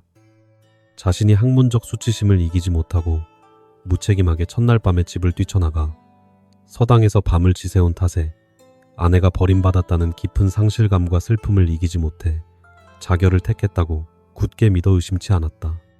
부인 내가 진정으로 미쳤소이다. 그깟 알량한 글공부가 무엇라고 어여쁜 지엄이를 홀로 두고 도망쳐 이토록 끔찍한 비극을 초래했단 말이오. 그는 자신의 가슴을 피가 나도록 무자비하게 쥐어뜯으며 목이 쉬어라 통곡하다가 결국 끓어오르는 극심한 슬픔을 견디지 못하고 그 자리에서 그대로 혼절하고 말았다. 싸늘한 시신 곁에서 정신을 잃었던 도진이 집안 사람들의 다급한 보살핌으로 간신히 의식을 회복했을 때는 이미 태양이 중천에 떠오른 대낮이었으나 그의 마음은 칠흑 같은 암흑이었다. 눈을 뜨자마자 눈물 범벅이 된 얼굴로 다시 아내의 이름을 미친 듯이 부르짖으며 시신을 향해 돌진하려 했으나 가족들이 억지로 그를 끌어안고 필사적으로 만류해야만 했다. 내 어리석음이 부인을 죽음으로 몰아넣었으니 내 어찌 이 죄 많은 목숨을 뻔뻔하게 부지하며 세상을 살아갈 수 있단 말이오. 그는 괴로움에 몸부림치며 수차례나 혀를 깨물고 스스로 목숨을 끊어 아내의 뒤를 따르려 발악하다가 극도의 피로와 충격으로 인해 다시금 까무러치기를 여러 번 반복했다. 도진의 늙고 쇠약한 부모님은 눈앞에서 며느리를 잃고 하나뿐인 아들마저 미쳐가는 끔찍한 광경을 지켜보며 찢어지는 가슴을 부여잡고 눈물로 탕약을 다려 아들의 입에 억지로 밀어넣었다. 어리석은 놈아, 며느리가 비명에 간 것도 이미 하늘이 무너질 일인데 너마저 무책임하게 목숨을 버린다면 우리 늙은 부모는 도대체 누구를 의지하고 이 험한 세상을 살아가란 말이냐. 죽은 자는 이미 돌이킬 수 없는 강을 건넜으나 산자는 마땅히 살아남아 그녀의 억울한 혼을 정성껏 달래고 남은 생을 속죄하며 살아가는 것이 인간의 도리이니라. 피를 토하듯 절규하는 부모님의 애달픈 꾸짖음과 간곡한 만류의 도지는 결국 그 자리에 엎드려 짐승처럼 오열하며 고집을 꺾었다. 부모님의 눈물겨운 정성과 집안 어른들의 끈질긴 설득 덕분에 가까스로 극단적인 선택을 멈춘 도지는 억장이 무너지는 참담한 심정을 애써 억누르며 아내의 장례를 준비하기 시작했다. 비록 하룻밤의 짧고도 허망한 부부의 연이었으나 뛰어난 학식과 고운 자태를 지녔던 재색견비한 아내를 허무하게 떠나보내는 슬픔은 동네 사람들의 눈시울마저 붉게 만들 정도로 비통했다. 그는 가장 좋은 관제를 구하여 아내의 시신을 정성스럽게 염하고 생전에 그녀가 아끼던 아름다운 서책과 붓을 관 속에 가지런히 함께 묻어주며 피눈물로 마지막 작별 인사를 고했다. 화려한 꽃가마 대신 하얀 상여를 타고 시댁의 문턱을 넘어야만 하는 정희연의 가련하고 처절한 장례 행렬은 온 마을을 눈물 바다로 만들었다. 이토록 성대하고 애통한 장례가 치러지는 와중에도 누구도 정희연이 그토록 극단적인 선택을 해야만 했던 진짜 끔찍한 이유에 대해서는 한치의 의심조차 품지 못했다. 조도진은 아내가 오직 자신의 옹졸함에 상처받아 홧김에 자결했다고 굳게 믿고 평생을 무거운 죄책감 속에 살아갈 운명이었으며 교활한 범인 정태수는 은밀하게 웃음 지었다. 죽은 자는 말이 없기에 첫날 밤에 일어난 그 파렴치하고 잔혹했던 능욕의 범죄는 영원히 밝혀지지 않을 어두운 무덤 속의 비밀로 영영 묻혀버리는 듯 했다. 피 끓는 원한을 가슴에 품고 차가운 구천을 떠돌게 될 가련한 여인의 억울한 영혼만이 조선의 어두운 밤하늘을 슬프게 맴돌며 훗날을 애타게 기다리고 있을 뿐이었다. 세월은 무심하게도 흐르고 흘러 끔찍했던 참극조차 사람들의 뇌리에서 점차 잊혀가는 듯 3년이라는 긴 세월이 야속하게 훌쩍 지나가 버리고 말았다. 조도진은 여전히 아내를 잃은 깊은 슬픔에서 완전히 헤어나오지 못한 채 매일 밤 술로 지새우며 향교의 낡은 서당 구석에서 쓸쓸하고 고독한 시간을 보내고 있었다. 반면 사악한 만행을 저지른 정태수는 털끝 하나 다치지 않고 번듯한 선비 행세를 하며 여전히 방탕하고도 위선적인 삶을 뻔뻔하게 이어나가고 있었다. 그러나 하늘의 그물은 크고 성그러 보일지라도 악인을 결코 빠뜨리지 않는 법이니 마침내 조선의 하늘 아래 억울한 원혼의 목소리를 들어줄 거대한 운명이 조용히 다가오고 있었다. 무심한 세월은 덧없이 흘러 어느덧 정희연이 참혹하고 억울하게 목숨을 끊은 지 3년이라는 긴 시간이 훌쩍 지나버리고 말았다. 사람들의 기억 속에서 그 끔찍했던 첫날 밤의 비극이 서서히 희미해져갈 무렵 조정의 명을 받고 암행어사로 파견된 박어사가 이 조용한 시골 마을에 은밀하게 당도하였다. 그는 백성들의 억울한 사연을 풀어주고 탐관오리의 비리를 철저하게 파헤치기로 온 나라의 명성이 자자한 강직하고 지혜로운 관리였다. 마침 하늘에는 둥글고 밝은 보름달이 환하게 떠오르는 중추절이 찾아왔고 마을은 풍년의 기쁨과 명절에 들뜬 분위기로 가득 차 있었다. 박어사는 허름한 선비의 행색으로 위장한 채 백성들의 삶을 살피며 한적하고 외진 객주에 머물고 있었다. 은은하고 눈부신 달빛이 창호지를 넘어 방 안까지 환하게 비추자 박어사는 도무지 잠을 이루지 못하고 자리에서 조심스럽게 일어났다. 그는 답답한 방을 벗어나 차가운 밤 공기를 마시며 뜰로 천천히 걸어나갔고 그곳에는 수십 년은 좋게 넘어 보이는 거대한 오동나무 한 그루가 웅장하게 서 있었다. 달빛을 흠뻑 머금은 오동나무의 넓은 잎사귀들은 밤바람에 기분 좋게 스치며 마치 누군가 부드럽게 속삭이는 듯한 신비로운 소리를 만들어내고 있었다. 어사는 객주 주인이 내어준 낡은 나무 의자를 나무 밑동 가까이 끌어다 놓고 털썩 주저앉아 밤하늘의 밝은 둥근 달을 넉넉하고 평온한 마음으로 가만히 올려다보았다. 아름답고 고요한 가을밤의 정취에 깊이 흠뻑 취한 그는 준비해온 조롱박에서 맑은 곡주를 한 잔 가득 따라 천천히 입안으로 털어넣었다. 싸늘한 밤 공기와 뜨거운 술 기운이 몸속에서 절묘하게 어우러지며 그의 굳어있던 머리를 맑게 깨워주었고 가슴 속에서는 풍류를 즐기고자 하는 시상이 자연스럽게 떠올랐다. 평소 명문장가로도 널리 이름이 높았던 그는 이토록 아름답고 평화로운 중추절의 달, 밝은 밤을 그저 헛되이 보낼 수 없다고 굳게 생각했다. 어사는 달빛 아래 우뚝 선 오동나무와 자신이 앉아있는 낡은 의자를 번갈아 바라보며 눈을 지그시 감고 천천히 운율을 고르며 멋진 글귀를 섬세하게 조립하기 시작했다. 한참을 깊은 사색에 잠겨있던 어사의 입술 사이로 이윽고 묵직하고도 우아한 한 문장의 절묘한 시구가 부드럽고 낭낭하게 흘러나오기 시작했다. 이의동 동관월이라 하였으니 이는 곧 의자를 가져다 웅장한 오동나무에 비스듬히 기대어 앉아 하늘에 뜬 둥근 달을 다 함께 즐겁게 감상한다는 뜻이었다. 지금 자신의 여유롭고 평온한 상황을 한 폭의 아름다운 그림처럼 너무나도 완벽하게 묘사한 훌륭한 문장이었기에 어사는 내심 무척이나 만족스러운 미소를 머금었다. 하지만 이렇게 멋진 출구를 완성하고 나니 필연적으로 이 문장과 완벽하게 대칭을 이루며 뜻이 통하는 앞부분의 대구를 찾아내야만 하는 새로운 학문적 고뇌가 묵직하게 뒤따랐다. 어사는 자신이 지어낸 이 완벽한 시구에 걸맞은 대구를 찾기 위해 머릿속에 가득 찬 수많은 사서삼경과 옛 선현들의 시집을 부지런히 뒤적이기 시작했다. 그러나 이의동 동안월이라는 구절이 너무나도 독창적이고 한자의 운율이 정교하게 맞물려 있어 어지간한 문장으로는 도무지 그 우아한 격조를 제대로 맞출 수가 없었다. 술잔을 기울이던 손길마저 멈춘 채 미간에 깊은 주름을 잡고 이리저리 궁리해 보았으나 시간이 흘러도 만족스러운 대구는 선뜻 떠오르지 않았다. 뛰어난 학식을 자부하던 암행어사조차 혀를 내두를 만큼 까다롭고 절묘한 문장의 함정에 스스로 깊이 빠져버린 셈이니 참으로 얄겜고도 기묘한 밤의 고독한 사색이었다. 차갑게 식어가는 밤 공기 속에서 억지로 머리를 쥐어짜며 무리하게 고뇌를 거듭하던 어사는 이내 깊은 피로감이 몰려오는 것을 느끼고 길게 하품을 내뱉었다. 밤낮 없이 백성들의 고단한 민생을 살피느라 먼 길을 쉬지 않고 달려온 여독이 시를 짓는 그 짧은 순간에 한꺼번에 무겁게 쏟아져 내린 것이다.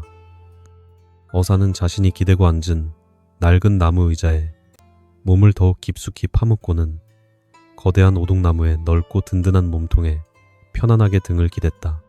스르르 무거워지는 눈꺼풀을 도무지 이기지 못한 그는 결국 미완성의 아름다운 시구를 입가에 맴돈 채 달빛이 쏟아지는 차가운 뜰에서 그만 깜빡 얕은 잠에 빠져들고 말았다. 얼마나 시간이 흘렀을까.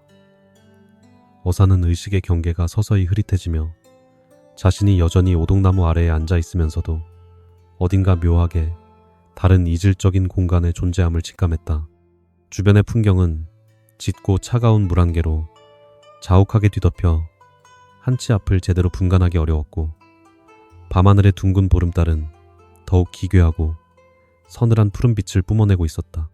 바람 한 점 없는 고요한 뜰에는 이승의 것이라고는 도무지 믿기지 않는 스산하고도 처연한 기운이 소리 없이 무겁게 내려앉아 그의 온몸을 차갑게 휘감았다.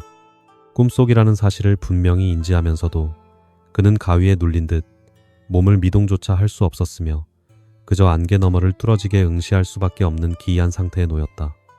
자욱한 안개가 서서히 걷히기 시작하더니 그 희뿌연 장막 너머에서 소복을 정갈하게 차려입은 16살 남짓 되어 보이는 아름다운 여인 하나가 소리 없이 나타났다.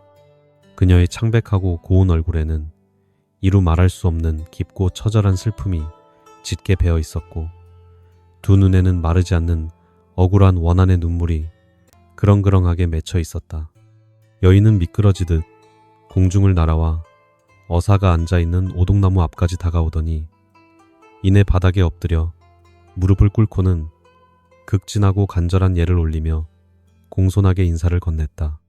구천을 외롭게 떠돌던 정희연의 가련한 원혼이 마침내 자신을 억울한 죽음에서 구원해줄 절대적인 귀인을 찾아 꿈속으로 직접 나타난 것이었다. 대감 나으리, 어찌하여 그토록 쓸데없는 문장 노름에 깊은 고민을 안고 머리를 심하게 자책하며 홀로 괴로워하시옵니까?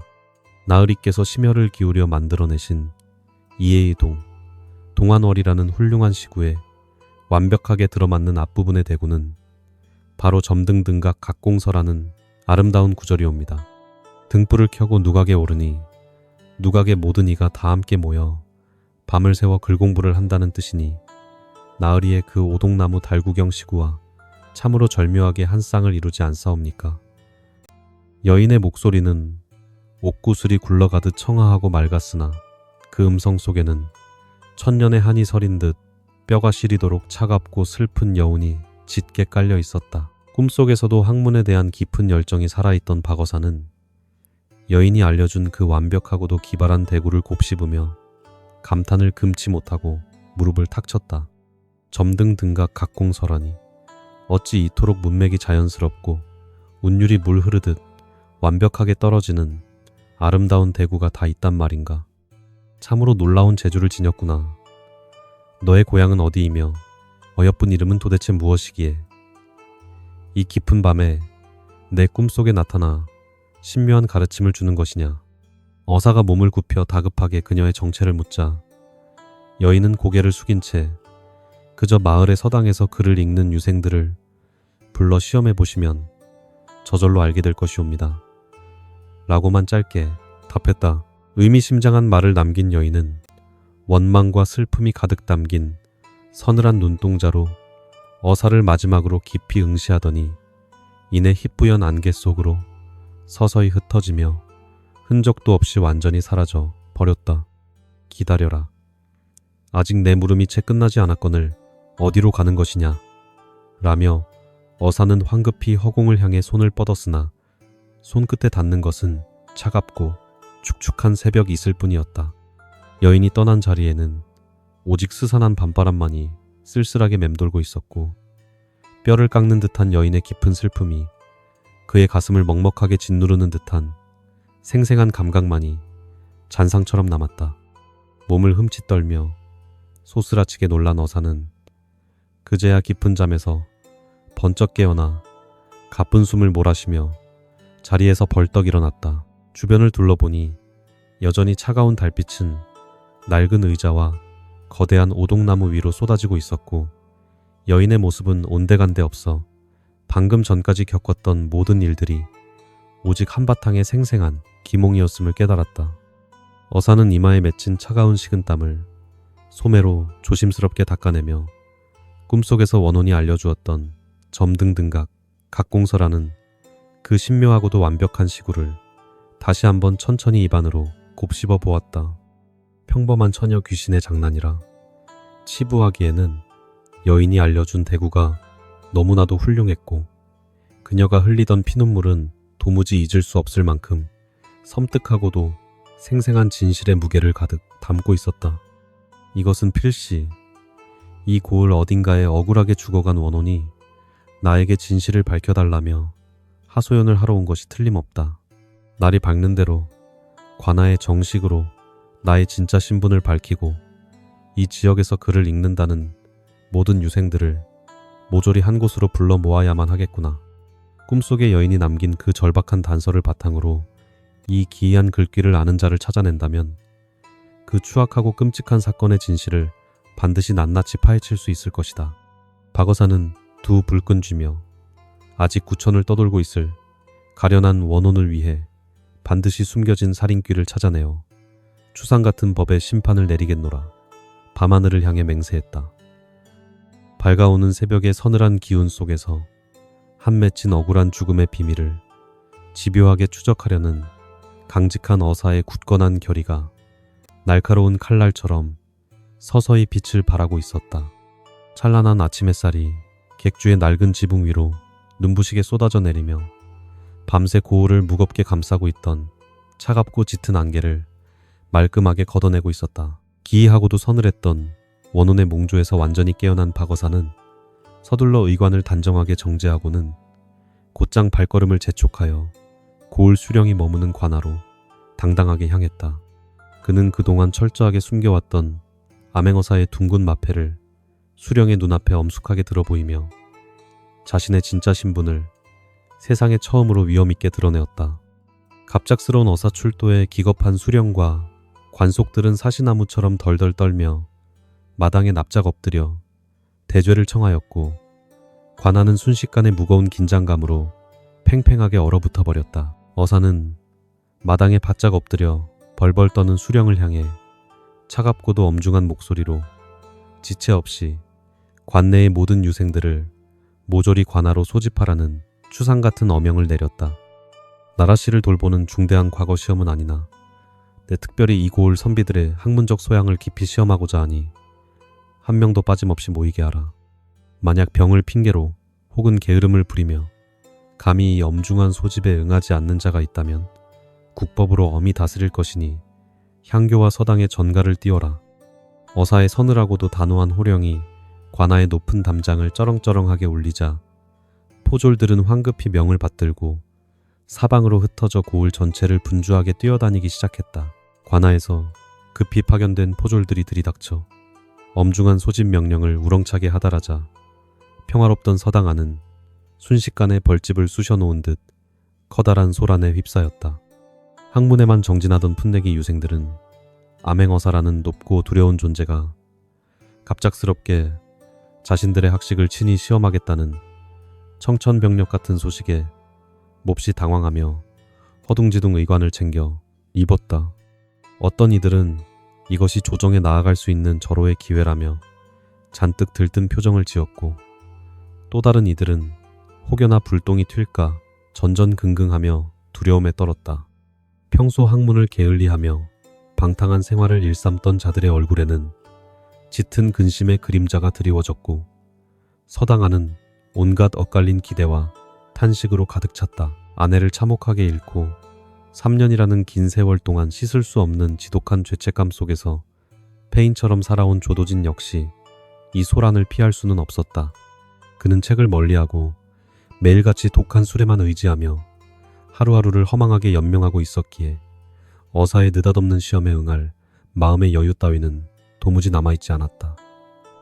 하지만 동문수학하는 벗들은 그를 억지로 일으켜 세우고는 비록 학문의 뜻을 잃었으나 어사의 준엄한 부름을 거역하면 가문에 큰 화가 미칠 것이라며 끈질기게 설득했다. 도지는 결국 체약의 움푹 팬 두 눈과 더블룩한 수염을 한 초라하고 처량한 몰골을 이끌고 벗들의 등에 떠밀리듯 무거운 발걸음을 억지로 내디뎌야만 했다. 반면 과거의 그 끔찍하고 파렴치한 범행을 철저하게 숨긴 채 뻔뻔한 선비 행세를 이어오던 정태수는 이 상황을 오히려 자신의 영달을 위한 기회로 여겼다. 그는 속으로 비열한 웃음을 삼키며 평소 갈고 닦은 얕은 지식과 교묘한 말솜씨로 능히 어사의 마음을 사로잡고 출세의 동아줄을 잡을 수 있으리라 헛된 자만에 빠져 있었다. 새하얀 도포를 차려입고 갓을 반듯하게 고쳐 쓴 그의 위선적인 겉모습은 훌륭한 군자의 자태를 뽐내고 있었으나 그 속내에는 짐승 같은 탐욕만이 가득했다. 태수는 잔뜩 주눅이 들어있는 다른 학동들을 몹시 경멸하는 눈초리로 흘기 쳐다보며 가장 먼저 위풍당당한 걸음걸이로 관아를 향해 자신만만하게 나아갔다. 고을의 크고 작은 서당에서 그를 읽는다는 선비들이 하나둘씩 관아의 넓은 앞마당으로 웅성거리며 구름대처럼 몰려들어 어느새 발 디딜 틈조차 없이 가득 채워졌다. 마루 위에는 서늘한 기운을 뿜어내는 박어사가 호랑이 같은 매서운 눈빛으로 아래를 굽어보고 있었고 그 양옆으로는 관속들이 숨을 죽인 채 도열해 있어 위압감이 감돌았다. 유생들은 감히 고개를 들어 어사의 얼굴을 똑바로 쳐다보지 못한 채 바닥에 엎드려 예를 갖추었고 넓은 관아 마당에는 쥐 죽은 듯한 무거운 정막만이 맴돌았다. 박어사는 예리한 시선으로 엎드린 무리들을 천천히 훑어보며 이들 중에 필시 억울한 원혼을 피눈물 흘리게 만든 교활하고 잔악한 살인귀가 숨어 있을 것이라 굳게 확신했다. 이윽고 묵직한 침묵을 깨고 박어사의 우렁차고 위험 있는 목소리가 관아의 담장을 넘어 고을 전체로 퍼져나가며 모여든 선비들의 귓가를 날카롭게 때리기 시작했다. 내 너희들의 학문적 깊이와 마음가짐을 두루 시험하고자 하니 논어에 나오는 귀신을 공경하되 멀리하라는 뜻의 경귀신이 원지라는 구절을 주제로 각자의 생각을 자유롭게 글로 퍼는 지어 바치거라. 이 주제는 학식뿐만 아니라 사람의 도리와 보이지 않는 존재에 대한 두려움을 묻는 철학적인 물음이었기에 선비들은 일제히 붓을 들고 깊은 고뇌의 바다에 빠져들었다. 박어사는 시험이라는 명목으로 그들의 양심을 은밀하게 찔러보며 죄지은 자가 스스로 흔들리고 불안에 떨기를 무서운 인내심으로 조용히 기다리고 있는 치밀함을 보였다. 그를 짖는 소리와 한숨 소리만이 적막한 마당을 채우고 있을 무렵 어사는 짐짓 여유로운 표정을 지으며 또 다른 과제를 기습적으로 하나 더 던져 놓았다. 그를 짖는 틈틈이 내 어젯밤 달구경을 하며 우연히 떠올린 이의 예동, 동화놀이라는 시구에 완벽하게 부합하는 훌륭한 대구를 찾아내는 자에게는 내 특별히 큰 상을 내리겠노라. 의자를 가져다 오동나무에 기대어 다 함께 달을 감상한다는 이 절묘하고도 까다로운 문장이 입 밖으로 흘러나오자 마당에 엎드린 선비들은 모두 아연실색하며 서로의 얼굴만 쳐다보았다. 아무리 머리를 쥐어짜내어 궁리해 보아도 그토록 완벽한 운율을 지닌 출구에 흠집 없이 들어맞는 앞부분의 시구를 즉석에서 지어내기란 사실상 도저히 불가능한 일이었기 때문이다. 다른 모든 유생들이 까다로운 대구를 찾지 못해 붓을 입에 물고 끙끙거리며 절망적인 탄식을 내뱉고 있을 때 무리 한 구석에 찌그러져 있던 조도진의 어깨가 강렬하게 요동쳤다.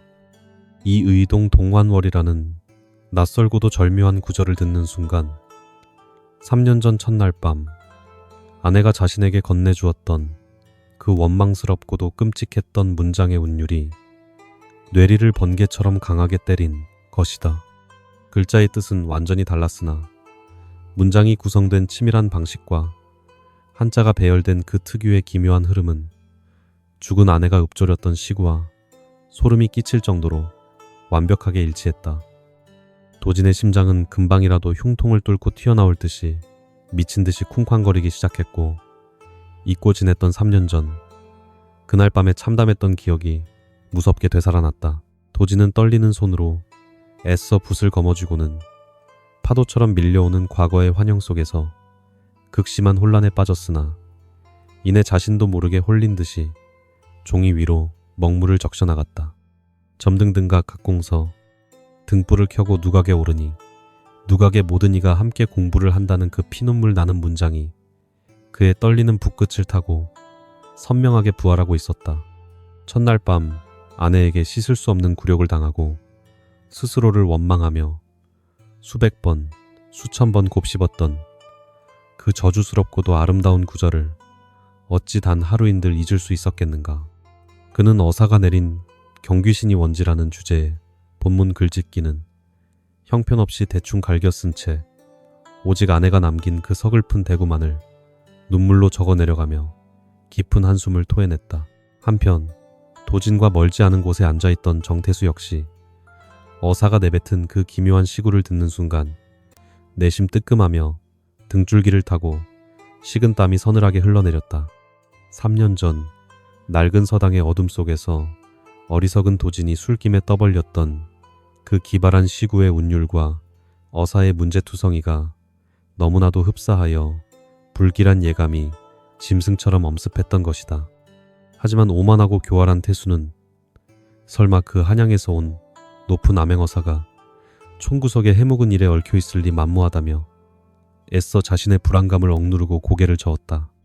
그는 도진이 입 밖으로 낸 적이 있었던 그 문장을 자신이 적어낸다면 의심을 살 수 있다고 판단하여 아예 대구를 포기한 채 본문 글짓기에만 교묘하게 열중했다. 주어진 짧은 시간이 모두 속절없이 흘러가고 관속들이 분주하게 마당을 오가며 유생들이 작성한 답안지들을 모조리 거두어들여 마루 위에 앉은 어사의 서한 위에 수북하게 쌓아 올렸다. 박어사는 수십 장의 답안지들을 매서운 눈빛으로 한 장 한 장 빠르게 넘겨가며 자신이 꿈속에서 들었던 그 기적 같은 대구가 적힌 종이가 나타나기만을 숨죽여 기다렸다. 대부분의 유생들은 본문 글짓기만 간신히 채웠을 뿐 대구란에는 어설픈 문장을 적거나 아예 백지로 남겨두어 어사의 높은 학문적 기대치를 전혀 충족시키지 못하고 초라하게 탈락했다. 이제 이 겹겹이 쌓인 종이 무더기 속에서 단 하나의 진실이 모습을 드러내는 순간 억울한 원혼을 달래줄 피비린내 나는 심판의 서막이 비로소 오를 참이었다. 수십 장의 답안지들을 매서운 눈빛으로 한 장씩 넘기던 박어사의 손길이 어느 순간 딱 멈추며 그의 안색이 무섭게 변했다. 대부분의 유생들이 적어낸 글귀는 형편없거나 아예 백지로 비워둔 경우가 허다했으나 유독 단 한 장의 답안지에 적힌 글귀가 그의 시선을 강렬하게 사로잡았다. 논어 구절을 해석한 본문 글짓기는 그저 평범하고 보잘것없는 수준이었으나 여백에 적힌 대구만큼은 꿈속에서 원혼이 알려준 바로 그 점등등각 각공서라는 8글자였다. 어사는 붓글씨가 미세하게 떨리고 눈물 자국이 얼룩진 그 처연한 답안지의 주인이 바로 조도진이라는 이름의 몰락한 선비임을 확인하고는 즉시 그를 마루 앞으로 불러올리라 엄히 명했다. 포졸들의 우렁찬 호명소리에 흠칫 놀란 조도진은 창백하게 질린 얼굴로 비틀거리며 무리들 사이를 빠져나와 어사 앞에 무릎을 꿇었다. 더부룩한 수염과 움푹 팬 두 눈, 그리고 낡고 흐트러진 도포자락은 그가 지난 3년간 얼마나 깊은 절망과 고통 속에서 폐인처럼 살아왔는지를 여실히 보여주고 있었다. 박어사는 마루 아래에 납작 엎드려 사시나무처럼 벌벌 떨고 있는 사내를 한참 동안 예리한 눈빛으로 굽어보며 무거운 침묵을 유지하다가 마침내 서늘하게 입을 열었다.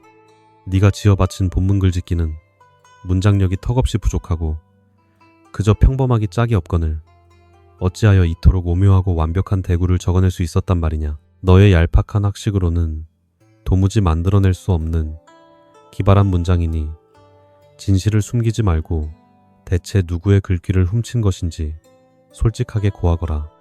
어사의 날카롭고 매서운 추궁에 도지는 참았던 눈물을 왈칵 쏟아내며 마루에 머리를 했고 흐느끼기 시작하더니 이내 몹시 떨리는 목소리로 더듬거리며 입을 열었다.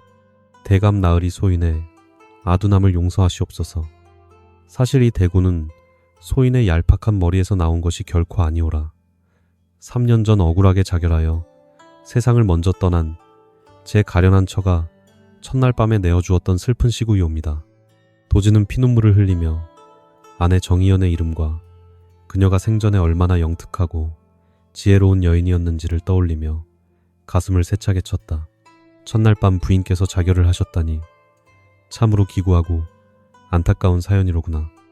박어사는 짐짓 놀란 척하며 안타까운 탄식을 내뱉고는 도진을 위로하는 척하며 그날 밤에 있었던 비극적인 사건의 전말을 낱낱이 밝히도록 조심스럽게 유도했다.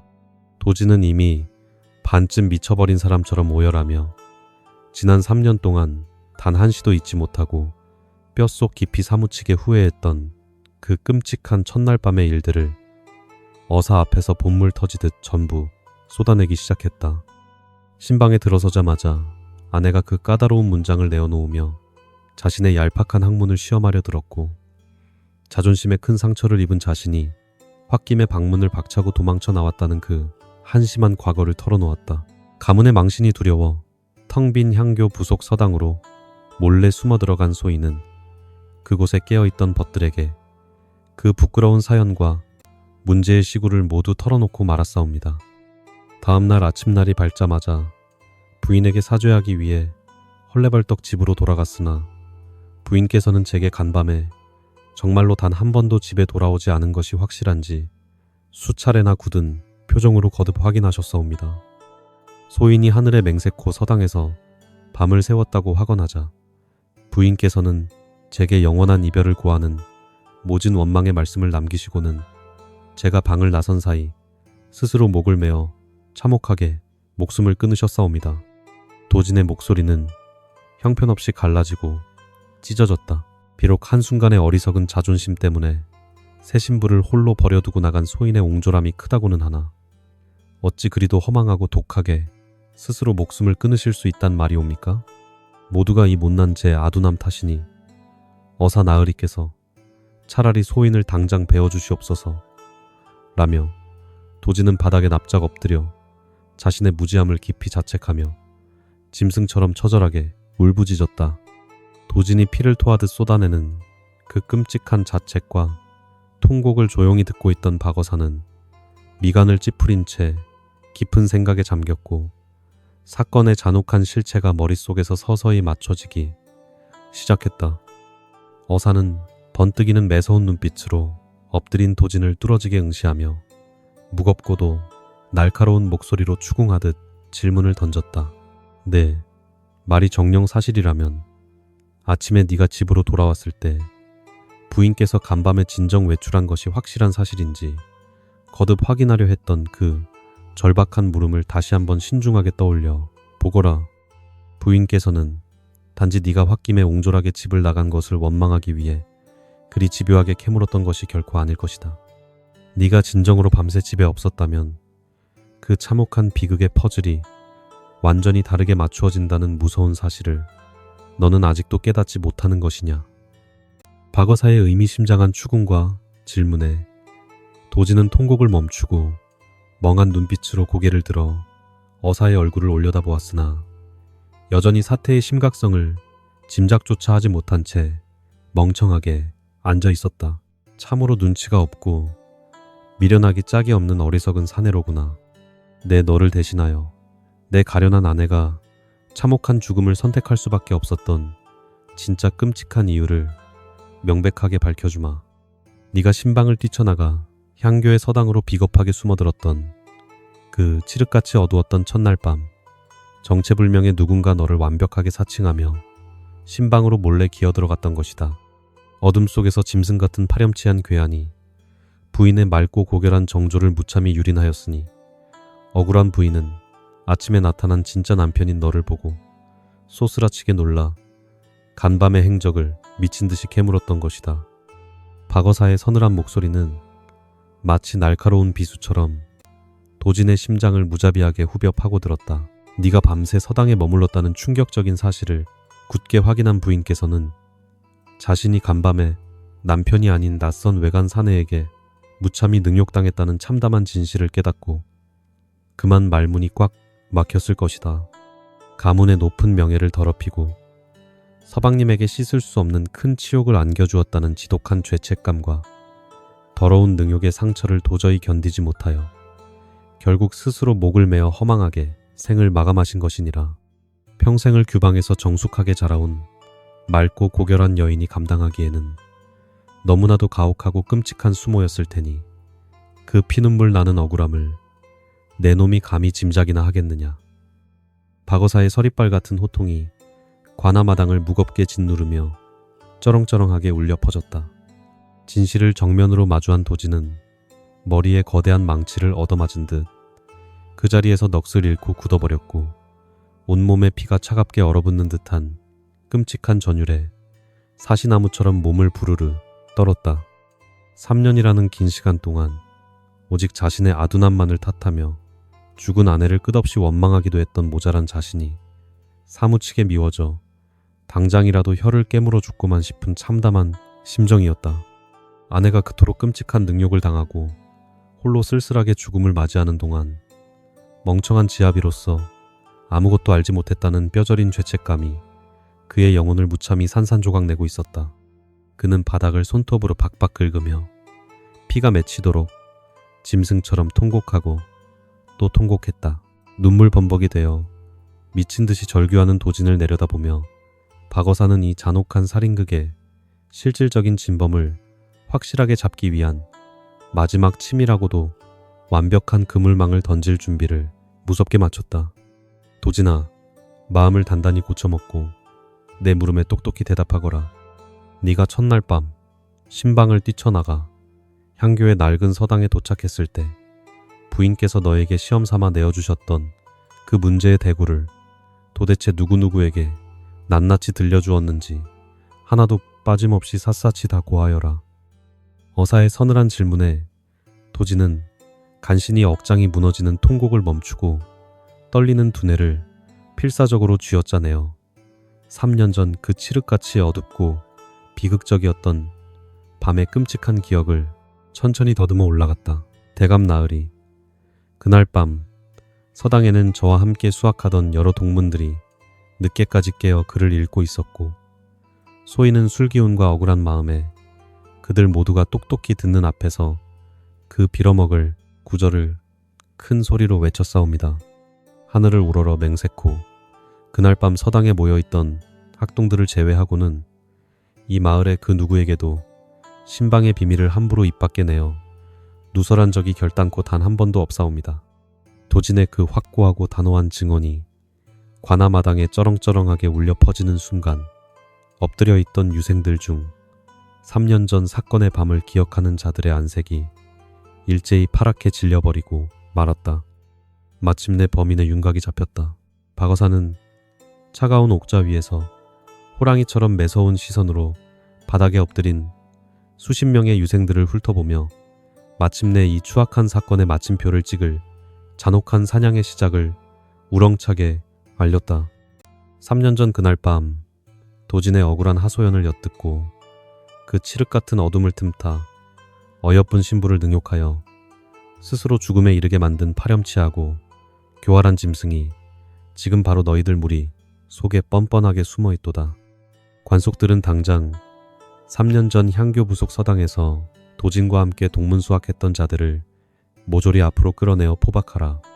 어사의 불호령이 떨어지자 포졸들이 일제히 칼을 빼들고 유생들을 향해 맹수처럼 달려들었고 관아는 걷잡을 수 없는 공포에 휩싸였다.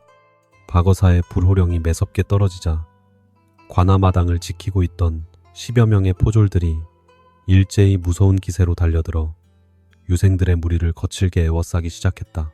3년 전 끔찍했던 첫날 밤 도진과 함께 향교 부속 서당에 머물렀던 자들을 색출하라는 엄중한 어명이 떨어지자 마당은 순식간에 혼비백산한 선비들의 비명과 탄식으로 가득 찬 아수라장이 되고 말았다.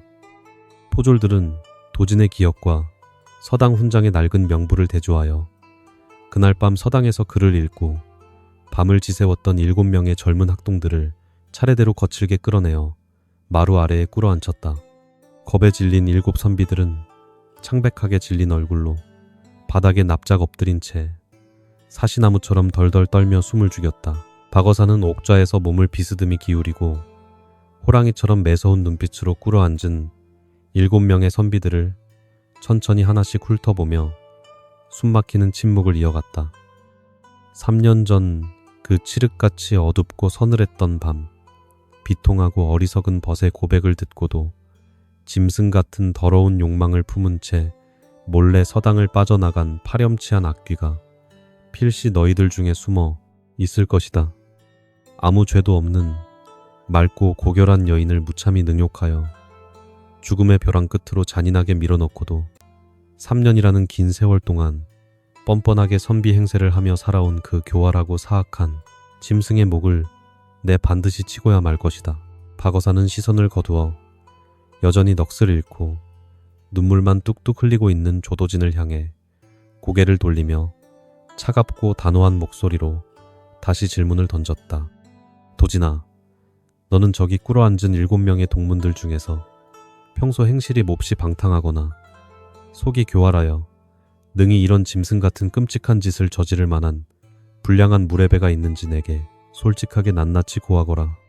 학문을 핑계로 서당에 머물며 겉으로는 번듯한 양반의 자제인 척 행세하지만 뒤로는 기방을 드나들며 여인들을 거칠게 희롱하고 온갖 비열한 거짓말을 밥 먹듯이 일삼던 몹쓸 자가 저들 무리 속에 정령단 한 명도 없었단 말이냐? 어사의 예리하고도 집요한 추궁에 도지는 피눈물로 얼룩진 붉은 눈을 힘겹게 들어올리며 꿇어앉은 벗들의 파리한 얼굴을 하나씩 찬찬히 뜯어보기 시작했다. 3년 전 그날 밤 자신의 슬프고도 수치스러운 고백을 들으며 함께 혀를 차고 깊이 위로해 주었던 얼굴들이었으나 이제는 그 누구도 온전히 믿을 수 없는 무서운 의심의 구렁텅이에 깊이 빠져버렸다. 한참을 망설이며 갈등하던 도진의 시선이 마침내 무리의 맨 끝자락에 엎드려 식은 땀을 뻘뻘 흘리고 있는 한 사내의 굽은 등 위에서 딱 멈추며 그의 안색이 서늘하게 굳어졌다. 그자는 바로 평소 마을에서 행실이 불량하기로 몹시 악명이 높았던 정태수라는 이름의 음흉한 선비였다. 도진은 떨리는 손가락을 들어 엎드려 있는 정태수를 정확하게 가리키며 찢어지는 듯한 원한 서린 목소리로 박어사를 향해 피를 토하듯 절박하게 고발했다. 대감 나으리, 저기 맨 끝에 웅크리고 앉아있는 정태수라는 자가 평소 학문을 게을리하고 거칠에만 번듯할 뿐 속은 무척이나 음흉하고 방탕하여 질이 몹시 나쁜 위인이옵니다. 그는 밤마다 기방을 제 집처럼 드나들며 힘없는 양민 여인들을 억지로 희롱하고 함부로 겁탈한다는 더러운 소문이 마을에 파다하게 퍼져 있는 파렴치한 자이옵니다.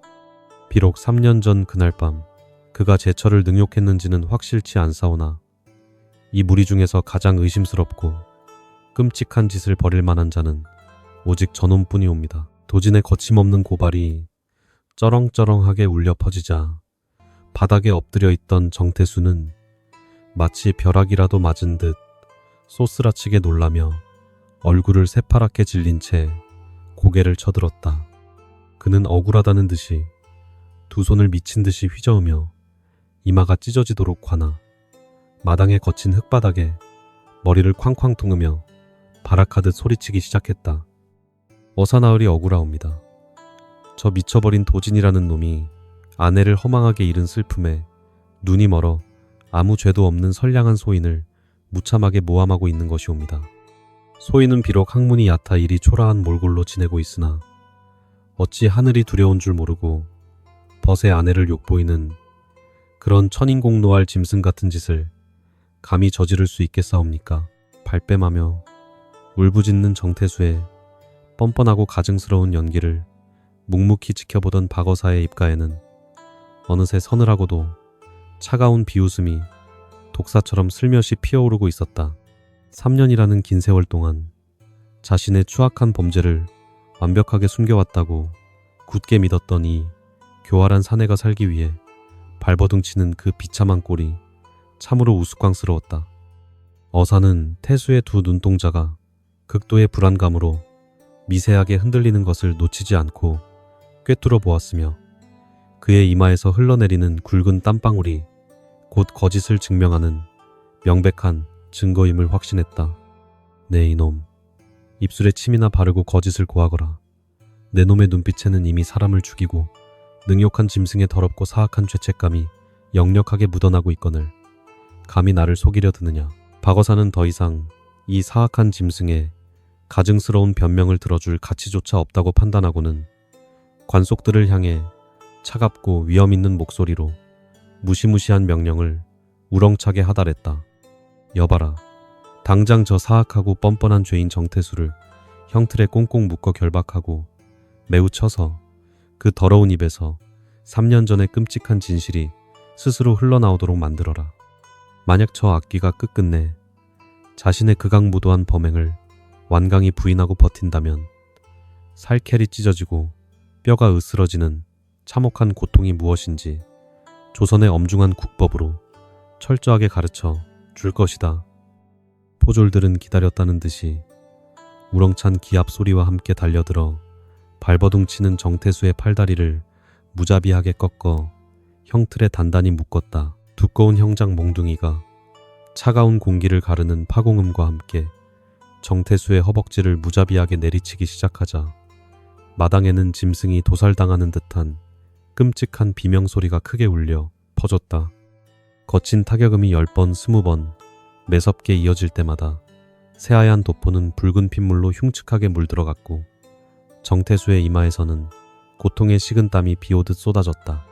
하지만 자신의 극악무도한 범죄가 탄로나면 곧바로 참수형을 면치 못할 것이라는 공포심에 그는 이를 꽉 깨물고 끝까지 범행을 부인하며 버텼다. 억울하옵니다. 소인은 진정코 모르는 일이 옵니다. 생사람을 이리 참혹하게 잡으시면 결단코 아니 되옵니다. 라며 피를 토하듯 짐승처럼 끔찍하게 울부짖었다. 형장이 계속될수록 정태수의 살점은 처참하게 찢겨나갔으나 박어사는 눈 하나 깜짝하지 않고 차가운 미소를 지으며 무서운 심리전을 더욱 잔혹하게 조여갔다. 내 놈이 끝까지 입을 다물고 진실을 은폐하려 든다면 내 이 자리에서 곧바로 무당을 불러 억울하게 죽은 정의연의 한 맺힌 원혼을 직접 강림하게 만들 것이다. 어젯밤 내 꿈에 나타나 피눈물을 흘리며 짐승 같은 내 놈의 만행을 낱낱이 고발했던 그녀의 끔찍한 귀신이 지금 내 등 뒤에서 널 노려보고 있거늘 정녕 귀신이 두렵지 않단 말이냐. 어사의 섬뜩한 호통과 귀신이라는 단어에 정태수의 동공은 걷잡을 수 없이 거대하게 확장되며 극심한 두려움에 사로잡혔다. 원혼이 지켜보고 있다는 어사의 무서운 협박에 육체적인 고통과 심리적인 공포가 극에 달한 정태수는 결국 이성을 완전히 상실하고 발작하듯 비명을 질렀다. 잘못했사옵니다. 대감 나으리, 제발 그 끔찍하고 무서운 귀신만은 제 눈앞에 부르지 말아 주시옵소서.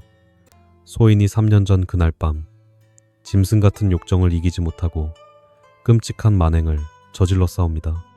술김에 도진의 원망 섞인 넋두리를 엿듣고는 칠흑 같은 어둠을 틈타 몰래 신방으로 기어들어가 억울한 신부의 몸을 강제로 취하고 날이 밝기 전에 도망쳐 나왔사옵니다. 고문과 귀신의 공포에 완전히 굴복한 악마의 끔찍한 자백이 마침내 마당에 울려 퍼지며 잔혹했던 사건의 모든 진상이 천하에 낱낱이 밝혀졌다. 정태수의 그 역겹고도 파렴치한 범행 일체가 스스로의 입을 통해 남김없이 폭로되자 마당에 엎드려 있던 유생들과 백성들은 일제히 경악을 금치 못하며 분노에 찬 탄식을 터뜨렸다. 사람의 탈을 쓰고 어찌 벗의 아내에게 그토록 끔찍하고 잔인한 짓을 저지를 수 있단 말인가 라며 사람들은 형틀에 묶인 짐승 같은 정태수를 향해 침을 뱉고 매서운 욕설을 퍼부었다.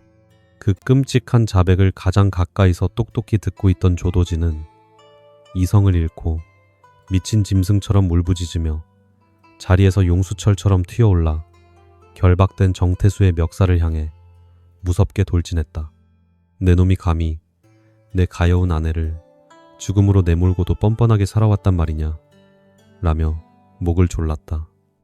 조도진은 피눈물을 흘리며 짐승처럼 울부짖으며 형틀에 결박된 정태수에게 무섭게 달려들어 그의 멱살을 거칠게 부여잡고 미친 듯이 목을 졸랐다. 내 가여운 아내를 그토록 참혹한 능욕과 죽음의 벼랑 끝으로 잔인하게 밀어넣고도 내 놈이 감히 3년이라는 긴 세월 동안 뻔뻔하게 숨을 쉬며 살아왔단 말이냐.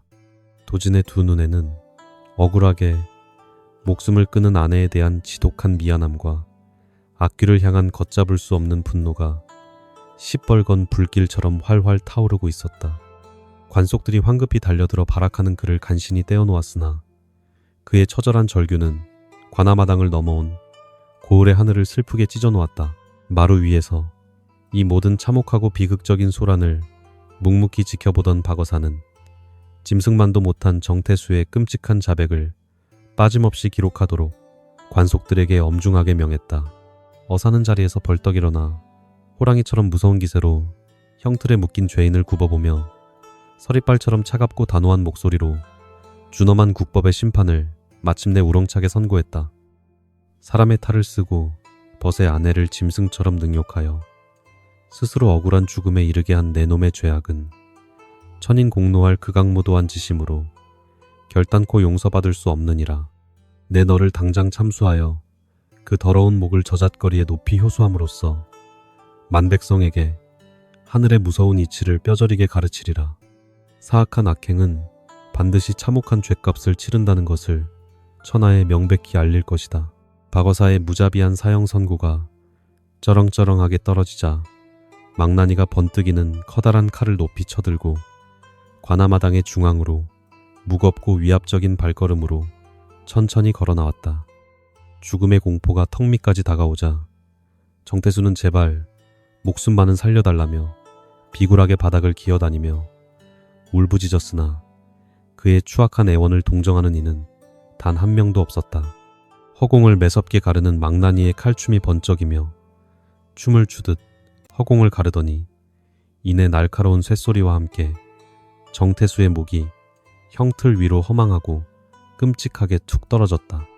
더러운 짐승의 붉은 피가 차가운 흙바닥을 적시며 비릿하게 퍼져나갔고 그제야 관아에 모인 백성들은 모두 묵은 체증이 내려간 듯 길고 깊은 안도의 한숨을 내쉬었다. 그토록 원망하고 사무치게 저주하던 철천지원수의 잘린 목을 멍하니 바라보던 조도진은 마침내 무릎을 꿇고 엎드려 아내의 이름을 목 놓아 부르며 짐승처럼 통곡했다.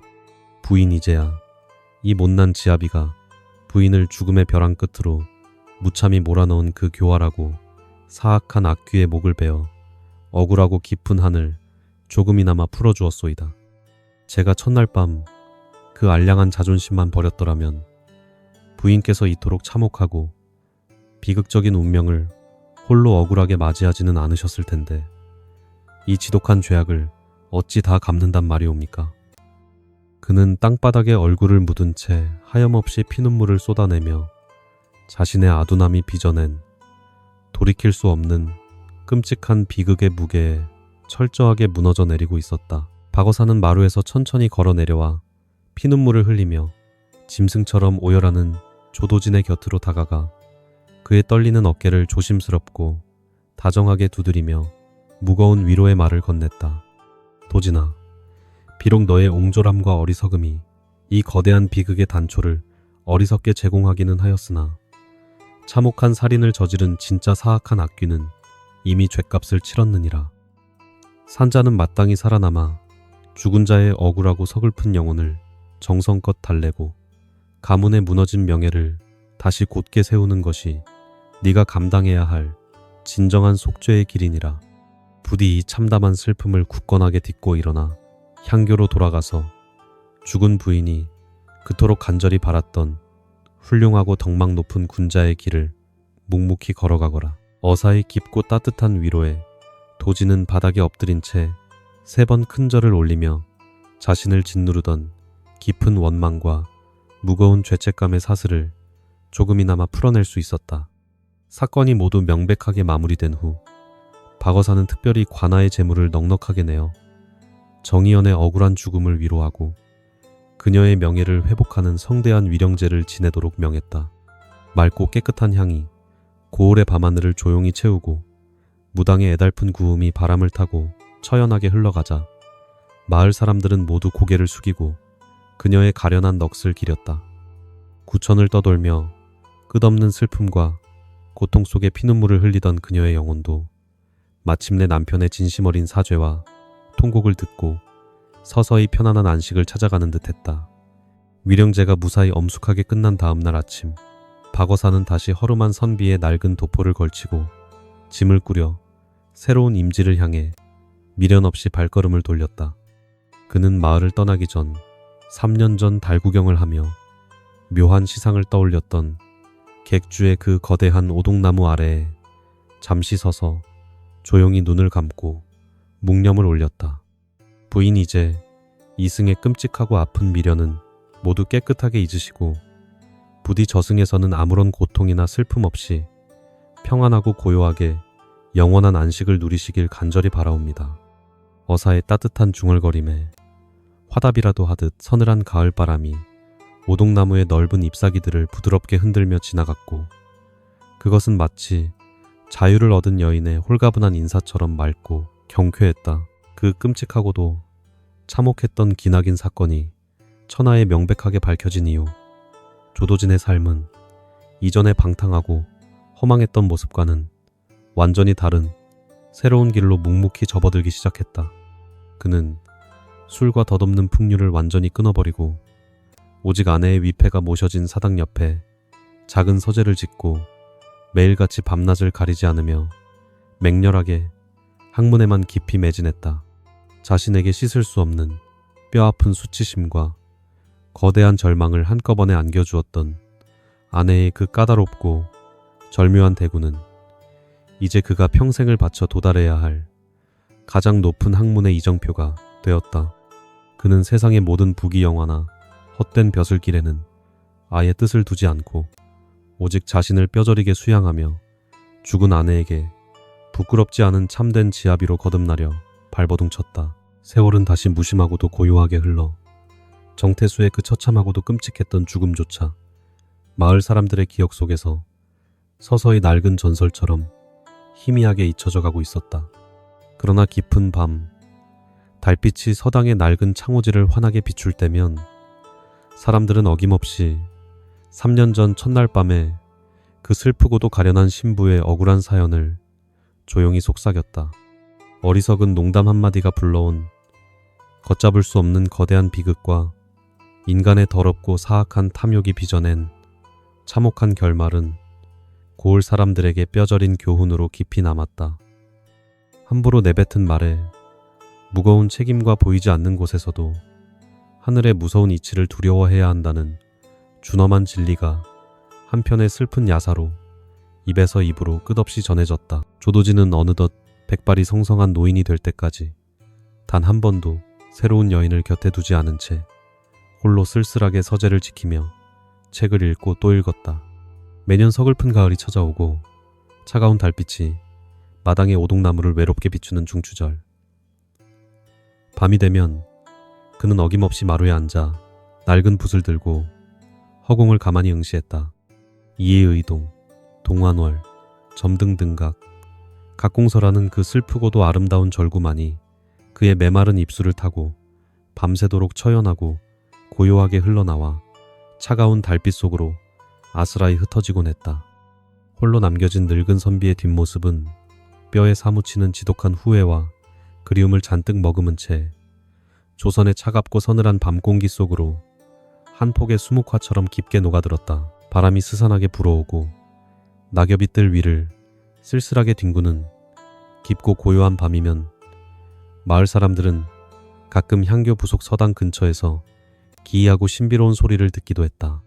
아주 맑고 청아한 여인의 낭낭한 목소리가 누군가에게 다정하게 그를 가르쳐주는 듯한 부드러운 속삭임이 차가운 밤 공기를 타고 아스라에 들려온다는 믿기 힘든 신비로운 소문이었다.